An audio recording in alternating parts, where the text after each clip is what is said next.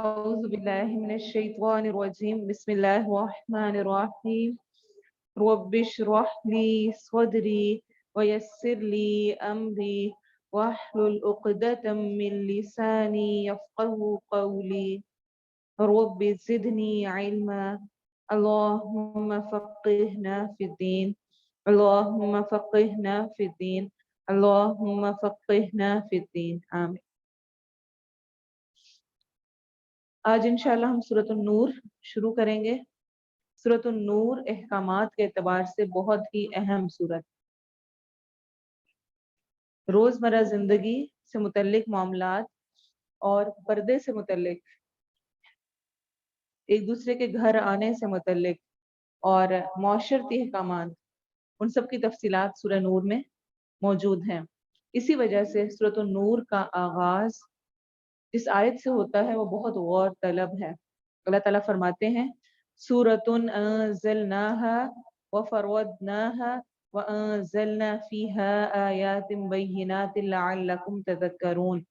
یہ ایک عظیم سورت ہے، ہم نے اسے نازل کیا اور ہم نے اسے فرض کیا اور ہم نے اس میں واضح آیات اتاری تاکہ تم نصیحت حاصل کرو۔ پورا قرآن اللہ نے نازل کیا ہے، پورے قرآن میں جو احکامات ہیں وہ اللہ نے فرض کیے ہیں، لیکن اس سورت کے شروع میں خاص طور پہ دوبارہ سے یہ مینشن کیا گیا ہے، یہ ایک عظیم سورت ہے، ہم نے اسے نازل کیا ہے اور ہم نے اسے فرض کیا ہے، یعنی جو احکامات اس میں ہیں وہ فرض کے درجے کی بہت اہم ہیں، ان پر بالکل بھی کسی قسم کی لاپرواہی نہیں ہونی چاہیے، ان پر خاص طور پر دھیان دیا جانا چاہیے۔ اور پھر بغیر تمہید کے احکامات شروع ہو جاتے ہیں۔ الزانیۃ والزانی فاجلدوا کل واحد منہما مئۃ جلدہ ولا تأخذکم بہما رأفۃ فی دین اللہ ان کنتم تؤمنون باللہ والیوم الآخر ولیشہد عذابہما طائفۃ من المؤمنین۔ جو زنا کرنے والی عورت ہے اور جو زنا کرنے والا مرد ہے سو دونوں میں سے ہر ایک کو 100 کوڑے مارو، اور تمہیں ان کے متعلق اللہ کے دین میں کوئی نرمی نہ پکڑے، ترس نہ آئے، اگر تم اللہ اور یوم آخرت پر ایمان رکھتے ہو، اور لازم ہے کہ ان کی سزا کے وقت مومنوں کی ایک جماعت موجود ہو، یعنی باقی تمام لوگوں کے لیے اس میں عبرت بھی ہو۔ آپ صلی اللہ علیہ وسلم نے فرمایا مجھ سے دین کے احکام لے لو، مجھ سے دین کے احکام لے لو، اللہ تعالیٰ نے ان عورتوں کے لیے سبیل پیدا فرما دی ہے۔ اچھا، اس سے پہلے کیا تھا حکم یاد ہے آپ کو؟ اگر کوئی عورت زنا کرے، کسی دو کو تم زنا کرتے ہوئے پکڑو، سورۃ النساء میں کیا حکم تھا کہ کیا کرنا ہے ان کے ساتھ؟ ان کو گھروں میں قید کر دینا ہے، یعنی وہ گھر سے نکلیں گے نہیں، اسی میں مر جائیں گے۔ اب وہ حکم منسوخ ہو کر یہ حکم آ گیا، کیا آپ سبیل نکالی ہے، کیا راستہ نکلا ہے؟ کموارہ کمواری کے ساتھ زنا کرے تو ان کے لیے 100 کوڑے اور 1 سال کی جلا وطنی ہے، یعنی اس جگہ سے نکال دیا جائے گا، اور شادی شدہ کے ساتھ زنا کرے تو ان کے لیے 100 کوڑے اور سنگسار ہے، 100 کوڑے بھی مارے جائیں گے اور اس کے بعد رجم کیا جائے گا، یعنی پتھروں سے مار مار کے اس کو مار دیا جائے گا۔ اس حد تک سخت حکم ہے۔ شادی شدہ کے لیے اس لیے سخت ہے کہ اس کے پاس مواقع ہونے کے باوجود اس نے غلط طریقہ اختیار کیا۔ آپ صلی اللہ علیہ وسلم نے فرمایا اے مہاجرین کی جماعت، 5 چیزیں ایسی ہیں کہ جب تم ان میں مبتلا ہو گئے تو ان کی سزا ضرور ملے گی، ان کو نوٹ کر لیں، یہ بہت اہم ہے۔ 5 ایسی بیماریاں ہیں، ایسی برائیاں ہیں کہ اگر انسان وہ کرے یا کسی قوم میں وہ آ جائے تو اس کے بدل میں ان کو سزا ضرور ملتی ہے، اور میں اللہ کی پناہ مانگتا ہوں کہ تم انہیں پاؤ۔ کسی قوم میں جب بھی فحاشی، بے حیائی اور بدکاری عام ہوتی ہے، جو ان میں اعلانیہ کی جائے، ہر کسی کو خبر مل رہی ہو، ہر دوسرے دن اطلاع آ رہی ہو، تو ان میں طاعون اور ایسی بیماریاں پھیل جاتی ہیں جو ان کے پہلے گزرے ہوئے لوگوں میں نہیں ہوتی تھی۔ دیکھ لیں کرونا گزرا ہے ابھی، ایسی بیماریاں جو ان سے پہلے میں نہیں، اور طاعون اور اس قسم کی بیماریاں کہ جو ایک سے ایک کو منتقل ہونے والی، کس وجہ سے؟ فحاشی اور بدکاری کی وجہ سے، ایسے کاموں کی وجہ سے۔ اور جو بھی قوم ماپ اور تول میں کمی کرتی ہے، ناپ تول میں، انہیں قحط سالیوں، مشقت کی سختی اور بادشاہ کے ظلم کے ساتھ پکڑ لیا جاتا ہے۔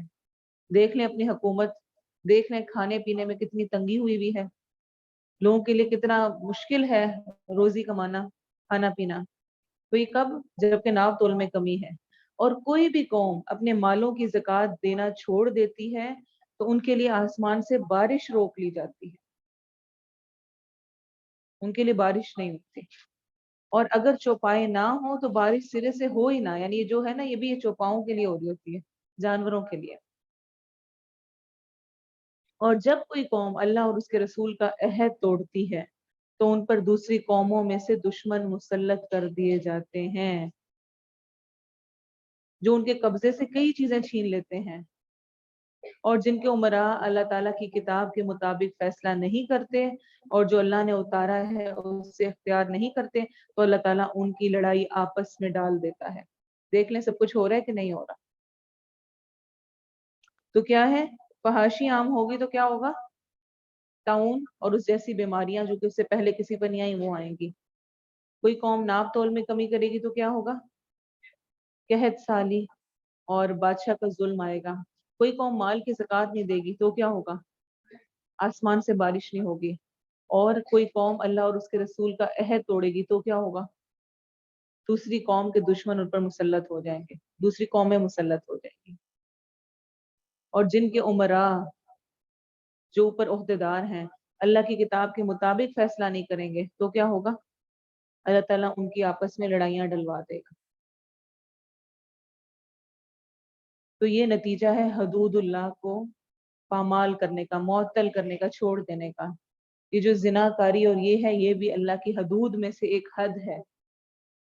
इसी एतबार से मैंने इस हदीस को जिक्र करना जरूरी समझा कि ये अल्लाह की कुछ हदूद हैं, जो अल्लाह की हदों को तोड़ता है फिर उसको फौरन सजा मिलती है। और जो ये हुक्म दिया जा रहा है कि 100 कोड़े मारने हैं और तुम्हें किसी किस्म की नरमी ना पकड़े, इसके बारे में बेशुमार अहादीस मिलती हैं। पहले के लोगों का ये हाल था और आज भी वैसा ही हो चुका है कि जब उनमें से कोई अमीर या कोई आला दर्जे वाला है तो उसको तो वो सजा नहीं दी जाती, लेकिन जो गरीब है उसको सजा दी जाती है। तो उससे भी मना किया गया है, ये हुक्म सबके लिए रखा गया है। वो मशहूर वाकया आपको पता होगा कि फातिमा नामी औरत जो कि मखजूम कबीले की थी और उसने चोरी की थी, उसका हाथ काटने का नबी सल्लल्लाहु अलैहि वसल्लम ने हुक्म दिया। तो लोगों ने कहकर उसामा रदियल्लाहु अन्हु से सिफारिश करवाई थी, तो आपने क्या फरमाया था? क्या तुम अल्लाह की हदों में से एक हद के मुतालिक सिफारिश कर रहे हो? फिर आप सल्लल्लाहु अलैहि वसल्लम उठे और खुतबा दिया, फरमाया लोगों तुमसे पहले लोग इसीलिए गुमराह हो गए कि जब ऊंचा आदमी चोरी करता तो उसे छोड़ देते और जब कमजोर चोरी करता तो उस पर हद कायम कर देते। अल्लाह की कसम, अगर फातिमा बिनते मोहम्मद सल्लल्लाहु अलैहि वसल्लम भी चोरी करती तो यकीनन मोहम्मद उसका हाथ भी काट देता।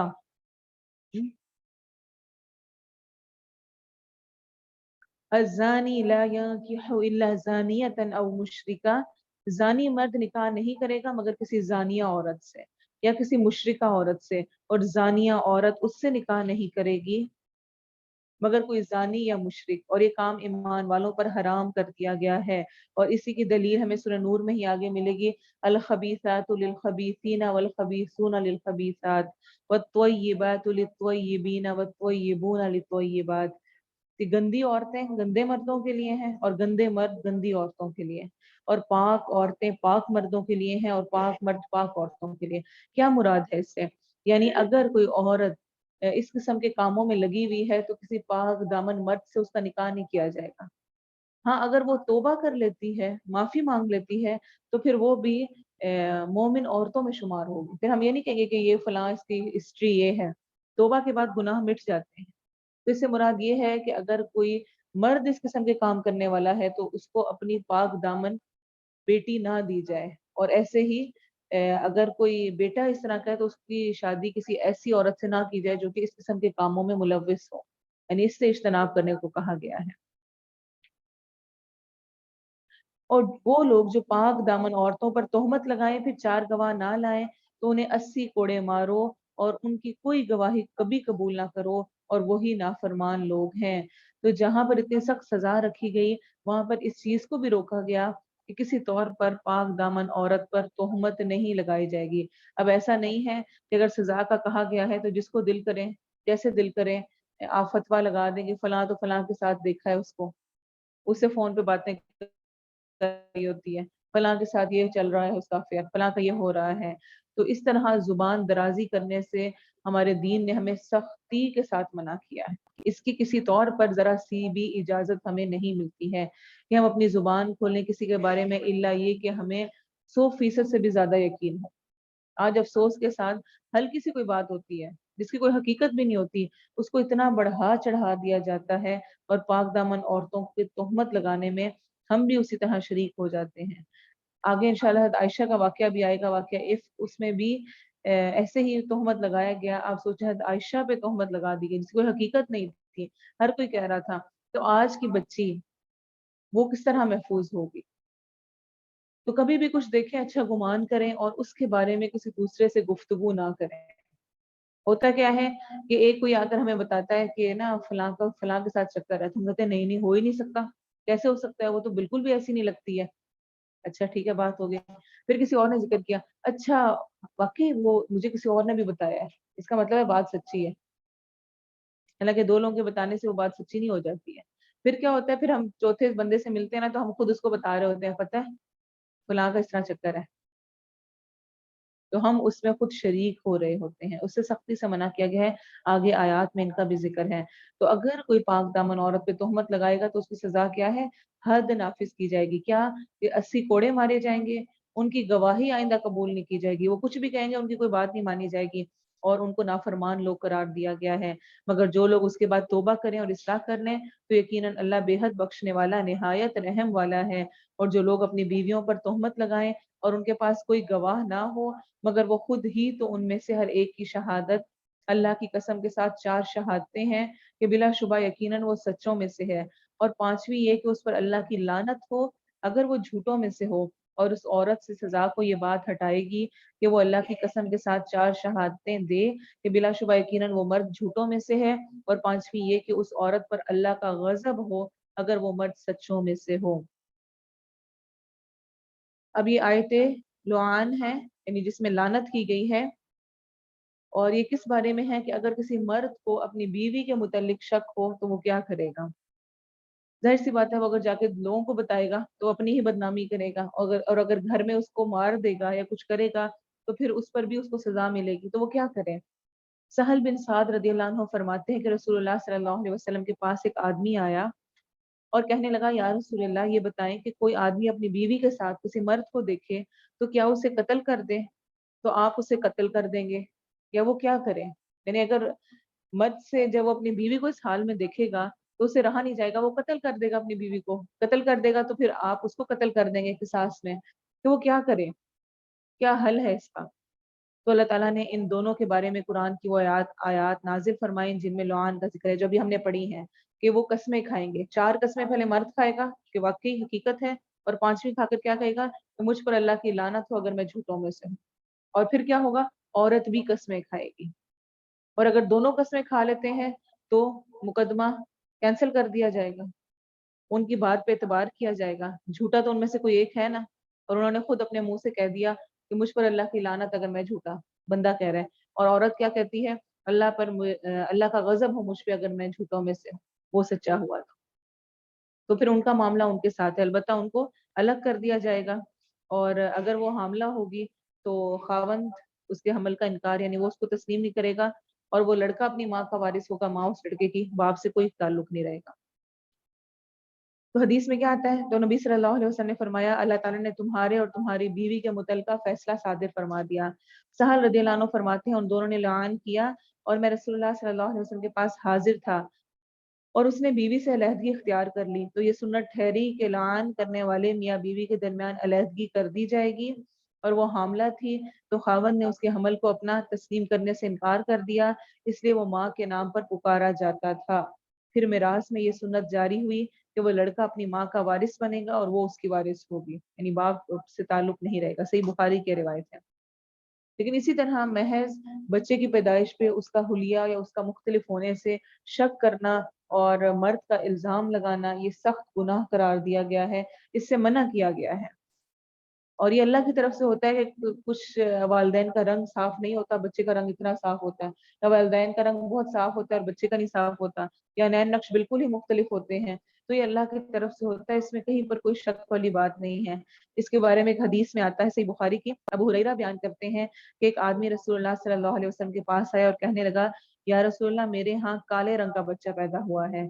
आपने फरमाया तुम्हारे पास कुछ ऊंट हैं? उसने कहा जी हाँ। आपने फरमाया उनके रंग क्या हैं? कहा सुर्ख है। आपने फरमाया क्या उनमें कोई खाकस्त्री भी है? कहा जी हाँ। आपने फरमाया वो कैसे हो गया, उनके बीच में वो एक वैसा कहाँ से आ गया? कहा शायद उसे कोई रग रग खींच कर ले गई हो।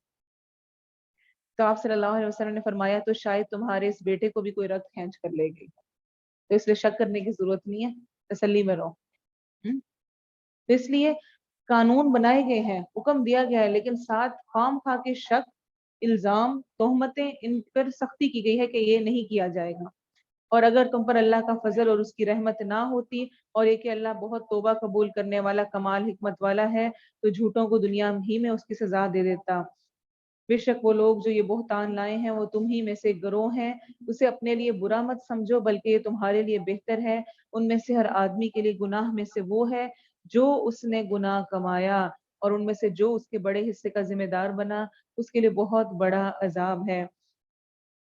इशारा है वाक़या इफ्क की तरफ। ग़ज़वा बनु अल मुस्तलिक में नबी सल्लल्लाहु अलैहि वसल्लम इस ग़ज़वा के लिए निकले, और आप सल्लल्लाहु अलैहि वसल्लम का मामूल था कि हर सफ़र पे जाने से पहले आप अपने बीवियों के नामों में कुरान अंदाज़ी करते थे। जिसका नाम निकलता वो सफ़र में आप सल्लल्लाहु अलैहि वसल्लम के साथ जाया करती थी। इस सफ़र में आयशा रज़ियल्लाहु अन्हा का नाम निकला, वो इस सफ़र में आपके साथ थी। और उस वक़्त ये रवाज था कि घोड़ों के सॉरी ऊँटों के ऊपर वो होदे होदे जो होते हैं वो रखे जाते थे, और उसके अंदर औरत बैठती थी, बाहर नहीं होती थी, जिस तरह हमारे यहाँ डोलियां होती थी पहले के दौर में, उसमें बैठती थी। तो आयशा कहती है मैं बहुत हल्की सी थी उस वक्त, छोटी सी कम सन सी थी, और उस वक्त हम औरतें इतना खाना पीना भी नहीं होता था, तो कोई इतना वजन नहीं था। तो अब क्या हुआ कि मैं हाजत के लिए गई बाहर, और वहां पर मेरा हार गुम हो गया, वो ढूंढने में मुझे देर लग गई, और एक जगह लश्कर ने पड़ाव डाला हुआ था। नबी सल्लल्लाहु अलैहि वसल्लम ने इसी असना में उसको पूछ करने का हुक्म दे दिया, और लोगों ने वैसे ही उसको उठाया, उठा के रखा, और उन्हें ये महसूस ही नहीं हुआ कि मैं बीच में नहीं हूँ, क्योंकि मेरा कोई वैसे ही वजन नहीं था। और काफिला रवाना हो गया। जब मैं वापस आई तो उस वक्त तक काफिला जा चुका था। तो मैं वहीं पे बैठ गई, ये सोच कर के आगे जाकर मुझे नहीं पाएंगे तो आ जाएंगे, और इसी में मेरी आंख लग गई। और पीछे सफ़वान बिन मुअत्तल रदियल्लाहु अन्हु एक सहाबी थे, जिनको पीछे का सामान या काफिले का कुछ रह जाए, कुछ उस एतबार से पीछे छोड़ा गया था कि वो पीछे देखते हुए आए। वो जब वहां पर पहुंचे और उन्होंने मुझे देखा, और उन्होंने पर्दे की आयत नाजिल होने से पहले मुझे देखा हुआ था, तो उन्होंने मुझे देखते ही इन्ना लिल्लाहि व इन्ना इलैहि राजिऊन पढ़ा। तो मेरी एकदम से आंख खुली और मैंने अपने आप को कवर कर लिया। उन्होंने ऊँटनी मेरे सामने ला के रख बिठाई, मैं उस पर बैठी, और सफर शुरू हो गया। इसके अलावा ना हमारी कोई बात हुई ना कुछ हुआ। और दोपहर का वक्त था जब हम जाकर अपने काफिले में पहुंचे, तो नाउज बिल्लाह अब्दुल्ला बिन उबई ने देखते ही कहा कि अल्लाह की कसम ये बच के नहीं आई। नाउज बिल्लाह, इतना बड़ा इल्जाम लगाया, और मुनाफिकीन ने मिलकर उसको इतना प्रोपोगंडा बनाया, इतना बनाया। आयशा कहती है मैं तो घर पहुंची और बीमार हो गई, और उस बीमारी में पूरा महीना बीमार रही, और मुझे कुछ नहीं पता था कि बाहर क्या कुछ हो रहा है। बस इतना मुझे खटकता कि मेरी बीमारी में नबी सल्लल्लाहु अलैहि वसल्लम की वो शफकत और मोहब्बत नहीं थी जो कि पहले हुआ करती थी। बस वो आते और पूछते आयशा कैसी तबीयत है, कैसी हो, और चले जाते। बस इतना सा होता। तो कहते हैं एक महीने बाद मैं इसी तरह वो थे मस्ता मस्ता की वालदा थी जो कि रिश्तेदारों में से ही थी, उस उनके साथ कज़ाए हाजत के लिए बाहर गई कहीं पर। तो रास्ते में उनका कहीं दुपट्टा फंसा या उनको ठोकर लगी, तो उन्होंने कहा कि लानत हो मस्ता पर, या कुछ इस तरह अपने बेटे के मुतालिक इस तरह कहा। तो हदायशा कहती है मैंने कहा कि तुम अपने बेटे को क्यों ऐसे कह रही हो? तो उन्होंने कहा कि तुम्हें नहीं पता कि वो जो इल्जाम लगाने वाले हैं उनमें वो भी शामिल है। मस्ता बिन असासा उनका नाम था, और वो सच्चे मोमिन थे, लेकिन इतना प्रोपोगंडा हो चुका था तो उसमें वो भी शामिल हो गए। ये इतना फैला मुनाफिकीन के थ्रू पूरे मदीना में कि नबी सल्लल्लाहु अलैहि वसल्लम इससे बहुत मुतासिर हुए, बहुत परेशान रहे। पूरा महीना इस बारे में वही नाजिल नहीं हुई। आपने अंसार और मुहाजिरीन से मशवरा किया, آپ نے صحابہ کرام سے پوچھا، ازواج مطہرات نے سب نے حق کے علاوہ کچھ نہیں کہا، کسی سوکن نے کوئی الزام نہیں لگایا، سب نے کہا کہ ہم نے عائشہ میں خیر کے علاوہ کچھ نہیں دیکھا۔ زینب جو کہ آپ کی ٹکر کی تھی، یعنی ان دونوں کا مقابلہ ہوتا تھا، حضرت عائشہ اور زینب کا، انہوں نے بھی کہا کہ میں نے ان میں خیر کے علاوہ کچھ نہیں دیکھا۔ لیکن مہاجرین و انصار کی آپس میں کچھ اسی طرح انبن ہو گئی جب آپ صلی اللہ علیہ وسلم نے ان سے پوچھا۔ تو حضرت عائشہ کہتی ہیں کہ میں 2 دن رو کے یہاں تک کہ نبی صلی اللہ علیہ وسلم آئے تو میں نے ان سے کہا میں اپنے والدین کے گھر جانا چاہتی ہوں، اور میں وہاں چلی گئی، اور وہاں جا کے میں نے اپنے والدین سے کہا تو انہوں نے بھی، ظاہر سی بات ہے، وہ خاموشی اختیار کیے ہوئے تھے کہ اس کے بارے میں وہ کچھ نہیں کر سکتے کہ کیا ہو سکتا ہے۔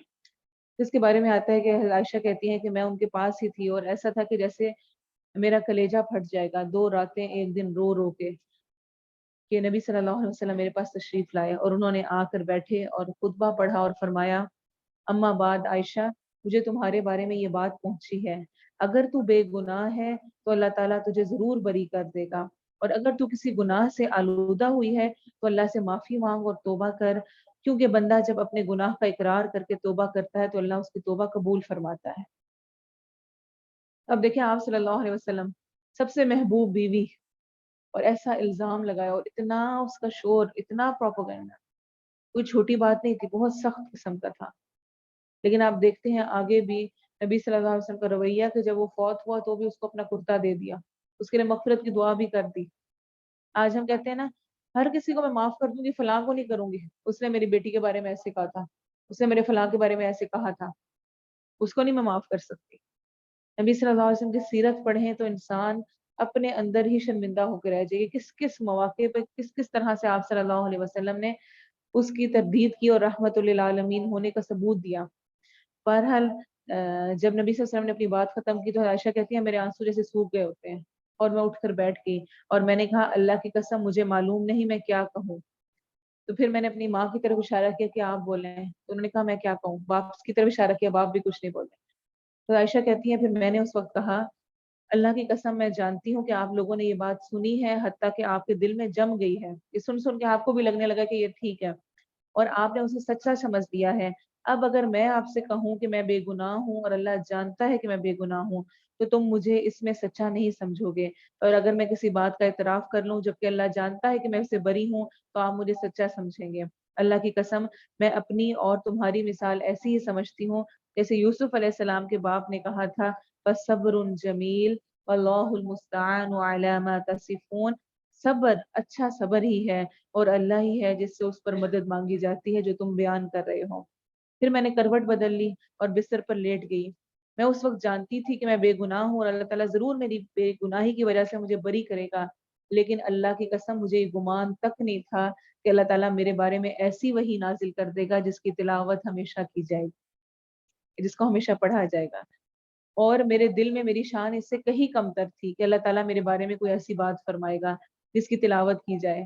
مجھے تو یہ امید تھی کہ نبی صلی اللہ علیہ وسلم نیند میں خواب دیکھیں گے جس کے ساتھ اللہ مجھے پاک کرے گا، تو اللہ کی قسم ابھی نبی صلی اللہ علیہ وسلم وہاں سے چلے نہ تھے، نہ ہی گھر والوں میں سے کوئی باہر گیا تھا، یعنی ابھی وہیں پر بیٹھے ہوئے تھے کہ آپ صلی اللہ علیہ وسلم پر وحی نازل ہونے لگ گئی، اور اسی وقت یہ آیات جو کہ ابھی ہم نے شروع کی ہیں، یہ 10 آیات ان الذین جاؤوا بالافک سے لے کے اگلی والے یہ رکوع پورا یہ نازل ہوا۔ جب وہ حالت ختم ہوئی یعنی وہی ختم ہوئی تو آپ صلی اللہ علیہ وسلم خوش تھے اور ہنس رہے تھے۔ پھر پہلی بات جو آپ نے کہی یہ تھی عائشہ اللہ عز و جل نے تمہیں بری کر دیا ہے۔ میری والدہ نے کہا رسول اللہ صلی اللہ علیہ وسلم کی طرف اٹھو، یعنی انہیں شکریہ ادا کرو کہ انہوں نے یہ خوشخبری دی ہے۔ تو حضرت عائشہ کہتی ہیں میں نے کہا اللہ کی قسم میں آپ کی طرف نہیں اٹھوں گی اور اللہ کے سوا کسی کا شکریہ ادا نہیں کروں گی کہ اللہ نے مجھے بری کیا ہے، اس کی طرف سے یہ حکم آیا ہے۔ اللہ تعالیٰ نے یہ آیات نازل فرمائی اور اس کی پھر آگے تفصیل ہے۔ اب آپ سوچیں کہ وہ نبی کی بیوی، اور ہم یہ جانتے ہیں پہلے ہی پڑھ لیا الطیبات للطیبین والطیبون للطیبات، پاک کے لیے پاک ہے، نبی کی بیوی ایسا ہو ہی نہیں سکتا تھا کہ ایسی ہو، لیکن اس میں لوگوں کا پروپیگنڈا، اور ایک بات اتنی، اور آج کل کے فتنوں کا دور بھی ایسا ہی ہے، ایک خبر کو اتنا ٹی وی پہ چلایا جاتا ہے، اتنا کہا جاتا ہے کہ جھوٹ بھی سچ لگنے لگتا ہے، جس طرح یہاں پر معاملہ ہوا۔ اس میں جو یہ سارا پیش آیا اس میں صحابہ کرام میں سے کسی نے یقین نہیں کیا، ازواج مطہرات कोई इसमें शामिल नहीं हुए, सिर्फ 3 लोग हैं जिनके बारे में आता है कि वो इससे मुतासिर हुए और उनको बाद में फिर कोड़े लगाए गए थे। हसान बिन साबित, मस्ता बिन असासा और हमना बिनते जहश, ये 3 लोग थे जो कि इससे मुतासिर हुए कि उन्हें लगा कि वाकई शायद ऐसा कुछ है। इसके अलावा सहाबा कराम का आप देखें इस हद तक मजबूत थे वो इस मामले में कि उन्होंने किसी तौर पर इस चीज पर यकीन नहीं किया। हम सबका भी रवैया यही होना चाहिए, कोई कुछ भी बता दे किसी के बारे में, हमेशा अच्छा गुमान ही रखें, पॉजिटिव ही रखें। नहीं गलत फहमी हुई होगी आपको, नहीं ऐसा नहीं होगा, अगर उसके अंदर है तो उसका मामला अल्लाह के साथ। मुझे अपनी जुबान से बोलकर खुद को उनमें शामिल नहीं करना है जो कि गुनाह की चीज को फैला रहे हैं। क्यों ना जब तुमने उसे सुना तो मोमिन मर्दों और मोमिन औरतों ने अपने नफ्सों में अच्छा गुमान किया और कहा कि ये सरी बुहतान है। तो क्या रवैया होना चाहिए हमारा कि अगर कोई ऐसी बात सुने किसी के बारे में तो अच्छा गुमान करें और कहीं तो सरी बुहतान है, वो ऐसी नहीं है, वो ऐसा नहीं है बंदा, आपको गलत फहमी हुई होगी।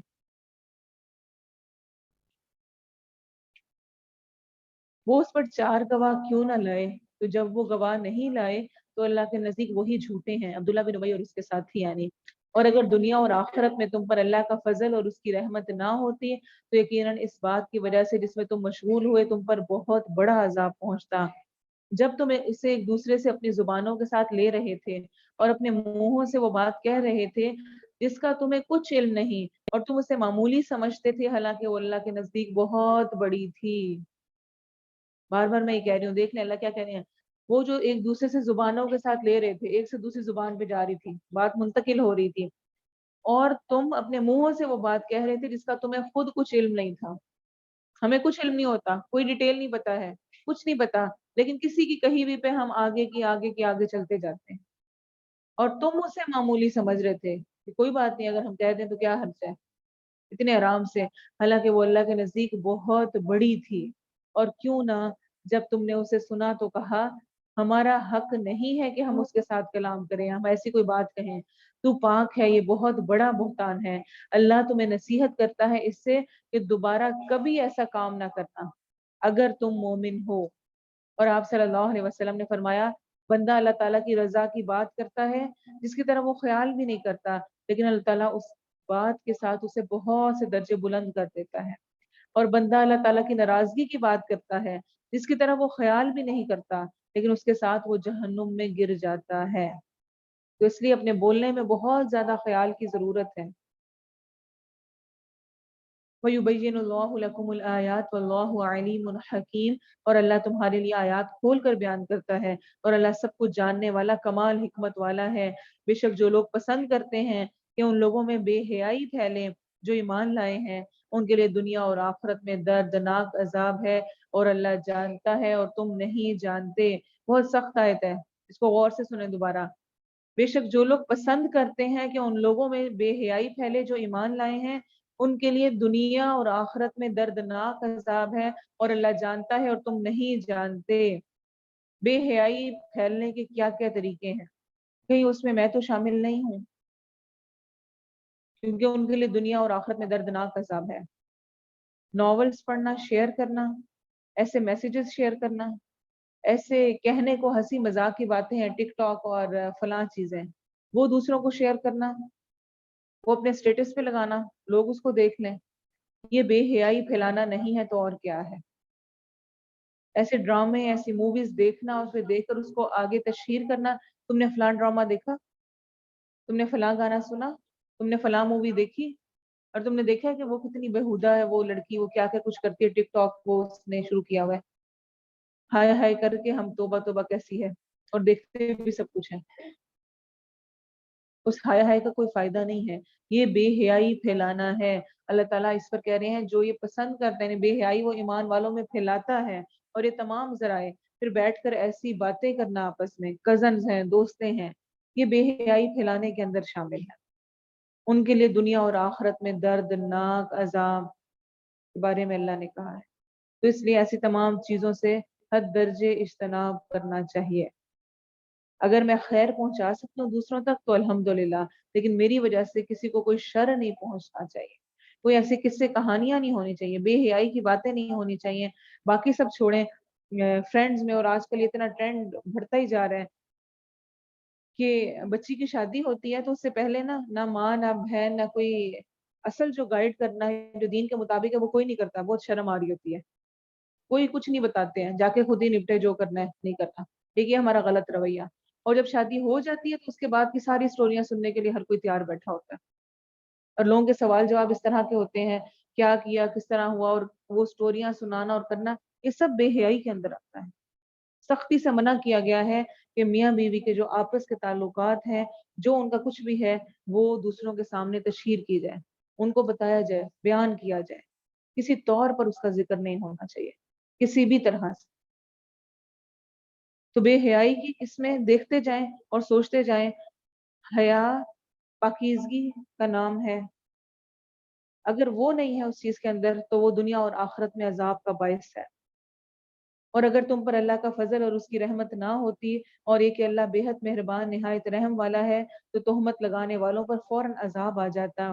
یا ایھا الذین آمنوا لا تتبعوا خطوات الشیطان, اے لوگوں جو ایمان لائے ہو شیطان کے قدموں کے پیچھے مت چلو, اور جو شیطان کے قدموں کے پیچھے چلے وہ تو بے حیائی اور برائی کا حکم دیتا ہے. اور اگر تم پر اللہ کا فضل اور اس کی رحمت نہ ہوتی تو تم میں سے کوئی بھی کبھی پاک نہ ہوتا. اور لیکن اللہ جسے چاہتا ہے پاک کرتا ہے, اور اللہ سب کچھ سننے والا, سب کچھ جاننے والا ہے بے شک. تو یہ اللہ کی طرف سے اللہ کی رحمت ہوتی ہے کہ اگر انسان پاکیزگی کے راستے پر رہے. یہ جو ہے نا, یہ عشق محبتیں اور ان چیزوں میں پڑ جانا اور پھر اس میں اپنے بس میں نہ رہنا, یہ بہت بڑی آزمائش ہوتی ہے. اور اگر اللہ نے اسے محفوظ رکھا ہوا ہے اور نفس پاک ہے تو یہ بھی اللہ کی بہت بڑی رحمت ہے, اللہ کا فضل ہے انسان پر. اور تم میں سے فضیلت اور وسعت والے اس بات سے قسم نہ کھا لیں کہ قرابت والوں اور مسکینوں اور اللہ کی راہ میں ہجرت کرنے والوں کو دیں, اور لازم ہے کہ معاف کر دیں اور درگزر کریں. کیا تم پسند نہیں کرتے کہ اللہ تمہیں بخشے, اور اللہ بے حد بخشنے والا نہایت مہربان ہے.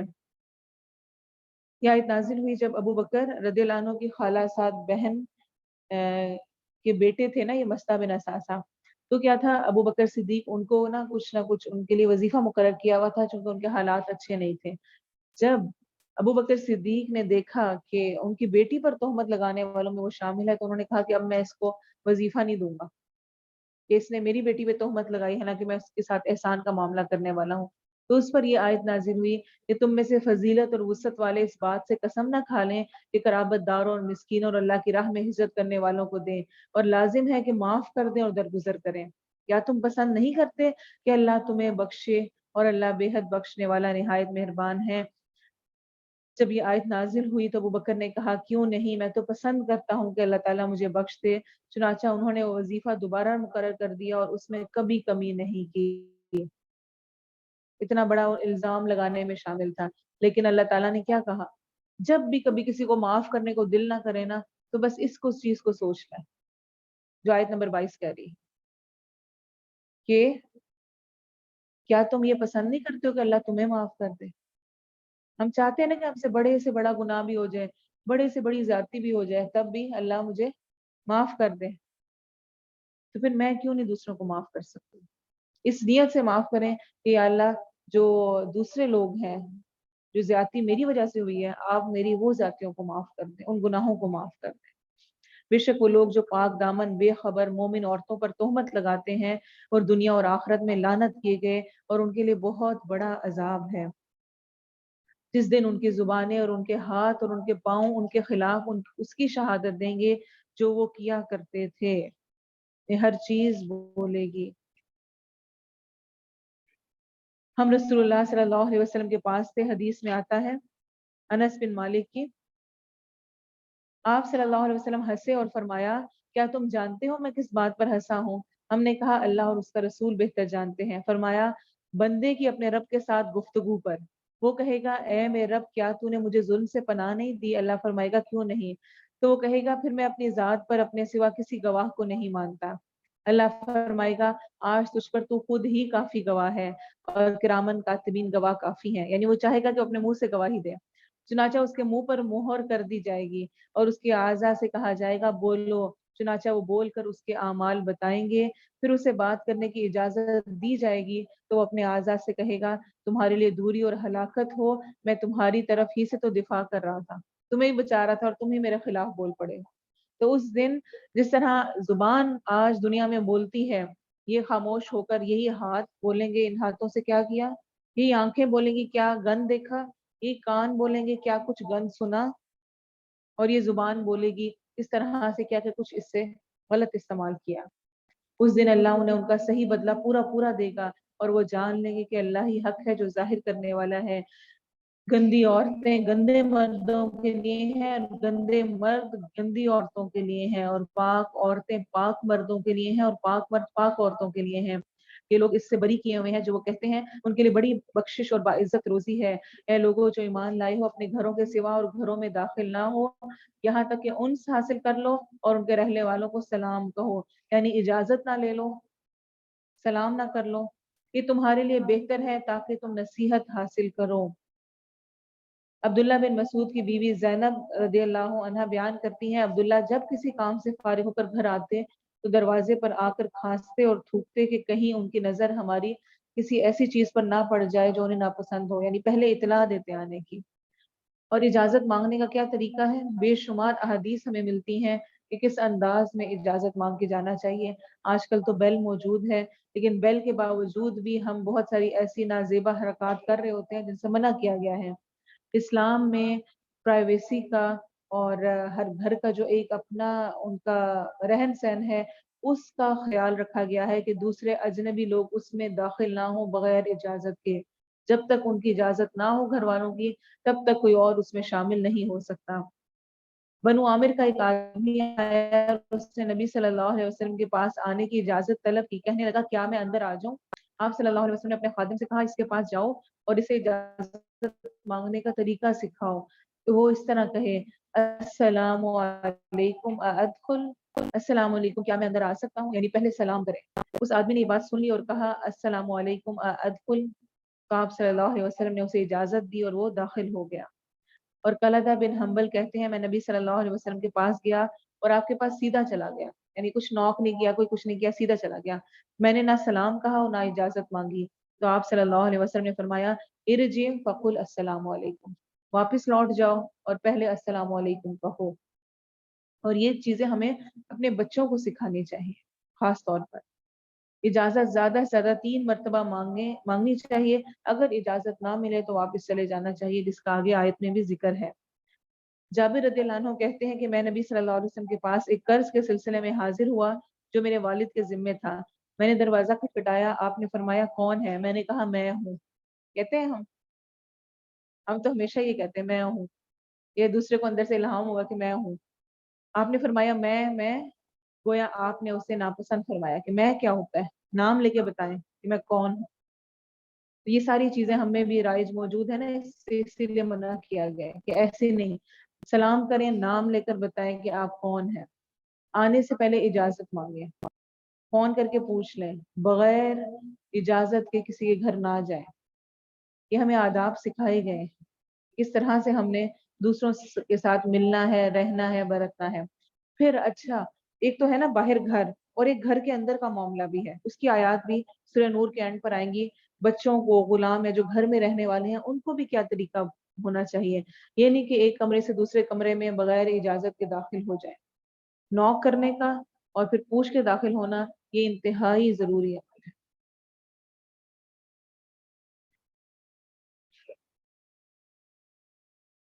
اور اسی طرح سے اگر آپ دروازے پہ کھڑے ہوئے ہیں اور آپ بیل بجا کے دیکھ لیں تو ساتھ ساتھ جھانکنا نہیں چاہیے اندر، اچھا ہے بھی کوئی کہ نہیں، نکل نہیں رہا. اندر جھانکنا شروع کر دیتے نا لوگ، کوئی نہ نکل رہا ہو تو. اس کے بارے میں بھی آپ صلی اللہ علیہ وسلم نے بہت سخت حدیث فرمائی ہے. فرمایا اگر کوئی آدمی تیرے گھر میں جھانکے جبکہ تو نے اجازت نہ دی ہو اور تو کنکری پھینک کر پتھر اٹھا کر اس کی آنکھ پھوڑ دے تو تجھ پر کوئی گناہ نہیں ہو. کہ وہ اتنا غلط کام کر رہا ہے کہ تم اس کی آنکھ بھی پھوڑ دو تو ٹھیک ہے، کہ کیا ضرورت ہے کہ تم آنکھیں ساری اندر داخل کر دیں. تو باہر کیا رہ گیا پھر جب آنکھیں اندر چلی گئیں. تو اس لیے سائڈ پر ہو کر ایک طرف ہو کے کھڑے ہونا چاہیے. پھر اگر تم ان میں سے کسی کو نہ پاؤ تو ان میں داخل نہ ہو. یعنی کسی کے گھر گئے ہو، کوئی آواز نہیں آ رہی، چاہے آپ کو اندر سے آوازیں آ بھی رہی ہیں، کوئی آ کے دروازہ نہیں کھول رہا، کوئی آپ کو اجازت نہیں دے رہا اندر آنے کی، تو خاموشی سے واپس چلے جائیں یہاں تک کہ تمہیں اجازت دی جائے. اور اگر تم سے کہا جائے واپس چلے جاؤ تو واپس ہو جاؤ. कोई कहता है ये तो मेरी गलती है ना, मैं चली गई हूँ। अब अगर किसी का सोने का टाइम है, किसी के पढ़ने का टाइम है, किसी का कुछ और है, वो उस वक्त नहीं मिल सकता, वो कहे मैं अभी नहीं मिल सकती, शाम को आए, किसी और वक्त आए, तो उस पर नाराजगी नहीं। अल्लाह क्या कह रहे हैं, और अगर तुमसे कहा जाए वापस चले जाओ तो वापस हो जाओ, ये तुम्हारे लिए ज्यादा पाकीज़ा है, और अल्लाह जो कुछ तुम करते हो उसे खूब जानने वाला है। देखिए कितनी बेसिक्स है जो कि कुरान की आयत की शक्ल में नाजिल हुई है। इसका मतलब है ये बहुत जरूरी चीजें हैं, इनकी वजह से लोगों को एक दूसरे से बहुत तकलीफ पहुंचती है, ये छोटी छोटी चीजों का ख्याल ना रखने की वजह से। लेकिन अफसोस के साथ आजकल हमने इतना ओपन कर दिया है कि कोई अगर मर्द भी आए हमारे यहाँ, रिश्तेदारियों को हम समझते हैं कि ये बहुत बड़ी रिश्तेदारी और अच्छा है कि कोई आए, तो कोई बात नहीं बेटा, आ जाए करो, ऐसे ही दरवाजा बजाने की जरूरत नहीं है। बड़ी औरतें ऐसे बैठकर कह रही होती हैं, खैर है, आइंदा हो ना तो ये बाहर नहीं खड़ा होना, आ जाए करो अंदर ऐसे ही, चाहे अंदर जवान बेटियां हैं, जो भी है, कोई मसले की बात नहीं। हमने ऐसे भी खुले माहौल रखे हुए हैं जिनकी इस्लाम इजाजत नहीं देता, और इन्हीं इसी किस्म की चीजों की वजह से फिर एंड रिजल्ट क्या होते हैं, वही बर्बादियां जो आज हमारे यहाँ हो रही हैं, जो मसाइल आजकल पैदा हो रहे हैं कि मुंह बोला बेटा बनाया हुआ है, मुंह बोला भाई बनाया हुआ है, कोई दिल कोई ताल्लुक नहीं है, कोई खूनी ताल्लुक नहीं है, ये मेरा भाई है, आके बैठे हो जो मर्जी, उधर ही बेटियां हैं, उधर ही सारे हैं, ये मुंह बोला भाई है, ये मुंह बोला बेटा है, ये फलां है, ये फलां है। इस्लाम में इस किस्म की कोई इजाजत नहीं दी गई है, और ना ही इसकी वजह से कोई पर्दा खत्म हो जाता है। तुम पर कोई गुनाह नहीं कि उन घरों में दाखिल हो जिनमें रिहाइश नहीं की गई, जिनमें तुम्हारे फायदे की कोई चीज हो, और अल्लाह जानता है जो तुम जाहिर करते हो, जो तुम छुपाते हो। कौन सी जगह? जैसे कि मसाजिद हैं, जैसे कि होटल्स होते हैं, स्टेशन होते हैं, पार्क्स होते हैं, जो पब्लिक प्लेसेस हैं, वहां पर इजाजत लेके जाने की जरूरत नहीं, क्योंकि वो सबके लिए है, कॉमन है, तो वहां पर ऐसे ही जाया जा सकता है। कुल लिल मुमिनीना यगुद्दू मिन अबसारिहिम व यहफज़ू फुरूजहुम, मोमिन मर्दों से कह दीजिए अपनी कुछ निगाहें नीची रखें, सारी की सारी नहीं, कहा गया यगुद्दू मिन अबसारिहिम, अपनी निगाहों में से नीची रखें। और उलमा इसकी तफसीर में कहते हैं हर वो निगाह जिसमें इंसान को हल्का सा भी ये खदशा लाक हो ना कि इसमें किसी किस्म की शहवत आ रही है, या वो अट्रैक्ट हो रहा है दूसरे की तरफ, तो उसमें उससे मना कर दिया गया है। और अपनी शर्मगाहों की हिफाजत करें, ये उनके लिए ज्यादा पाकीज़ा है, बेशक अल्लाह उससे पूरी तरह बाखबर है जो वो करते हैं। जरीर बिन अब्दुल्ला फरमाते हैं मैंने रसूलुल्लाह सल्लल्लाहु अलैहि वसल्लम से अचानक नजर के बारे में पूछा, यानी एकदम से किसी पर पड़ जाए, तो आपने मुझे हुक्म दिया कि मैं अपनी नजर हटा लूं, यानी फौरन उसको हटा लें और दोबारा ना डालें।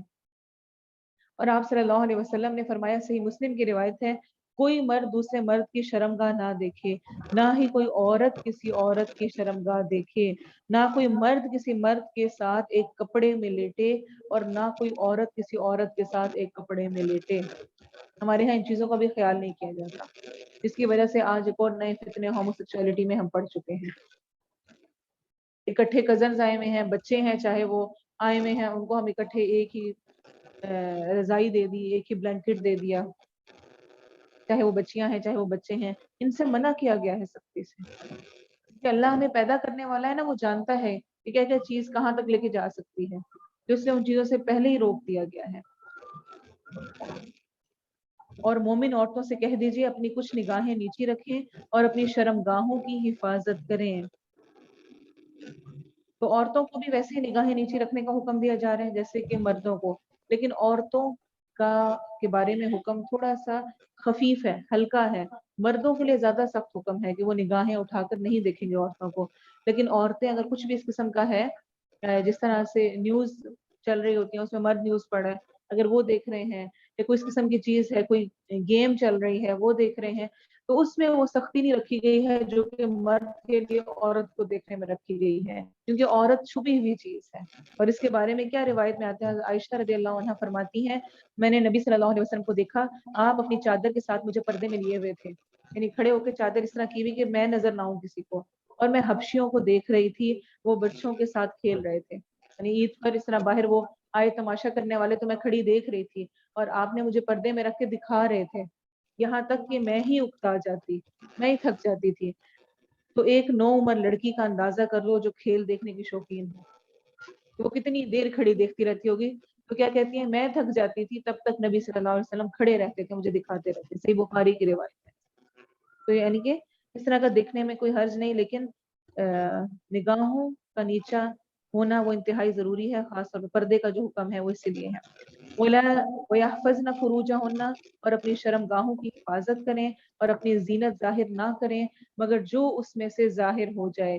क्या ज़ाहिर हो जाए? कुछ के नज़दीक इससे मुराद कपड़े हैं, और इसी तरह करके जिस तरह हाथ हैं, मेहंदी लगी हुई होती है, या कभी थोड़ा सा कपड़ा हट गया, गाउन पहना हुआ, कभी हवा चल रही है, कुछ थोड़ा सा हो गया, तो वो जो है कि इल्ला मज़ाहरा मिन्हा, मगर जो उसमें से कुछ थोड़ा बहुत ज़ाहिर हो जाए, वरना उसके अलावा ज़ाहिर नहीं होना चाहिए। और अपनी ओढ़नियाँ अपने गरेबानों पर डाले रहें, यानी अपना सीना तो लाजमी कवर हो, और इसके अलावा ऊपर से तो करना है, लेकिन खास तौर पे सीना। और उलमास की तफसीर में कहते हैं कि जब सीना कवर होगा, ऑटोमेटिकली ऊपर से चादर जब नीचे आएगी तभी सीना कवर होगा ना, ऊपर से होकर।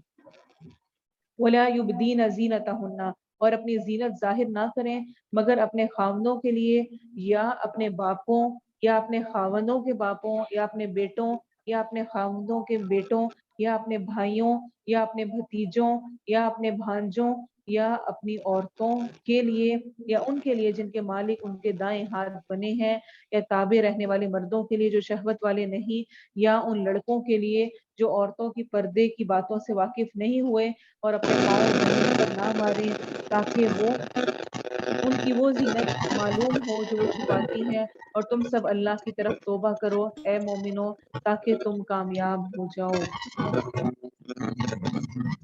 इब्न अब्बास ने फरमाया, जीनत ज़ाहिरा से मुराद यानी कि इल्ला मा ज़हरा मिन्हा से मुराद है चेहरा, आँख का सुरमा, हथेली की मेहंदी और अंगूठी, इस तरह की जो चीजें। और ये चीजें अपने घर में उन लोगों के सामने जाहिर कर सकती है जो उसके पास अंदर है, बाहर तो उसने अच्छी तरह अपने आप को कवर करके निकलना है। और जो ये महरम करार दिए गए हैं ना, इनके भी दर्जात हैं।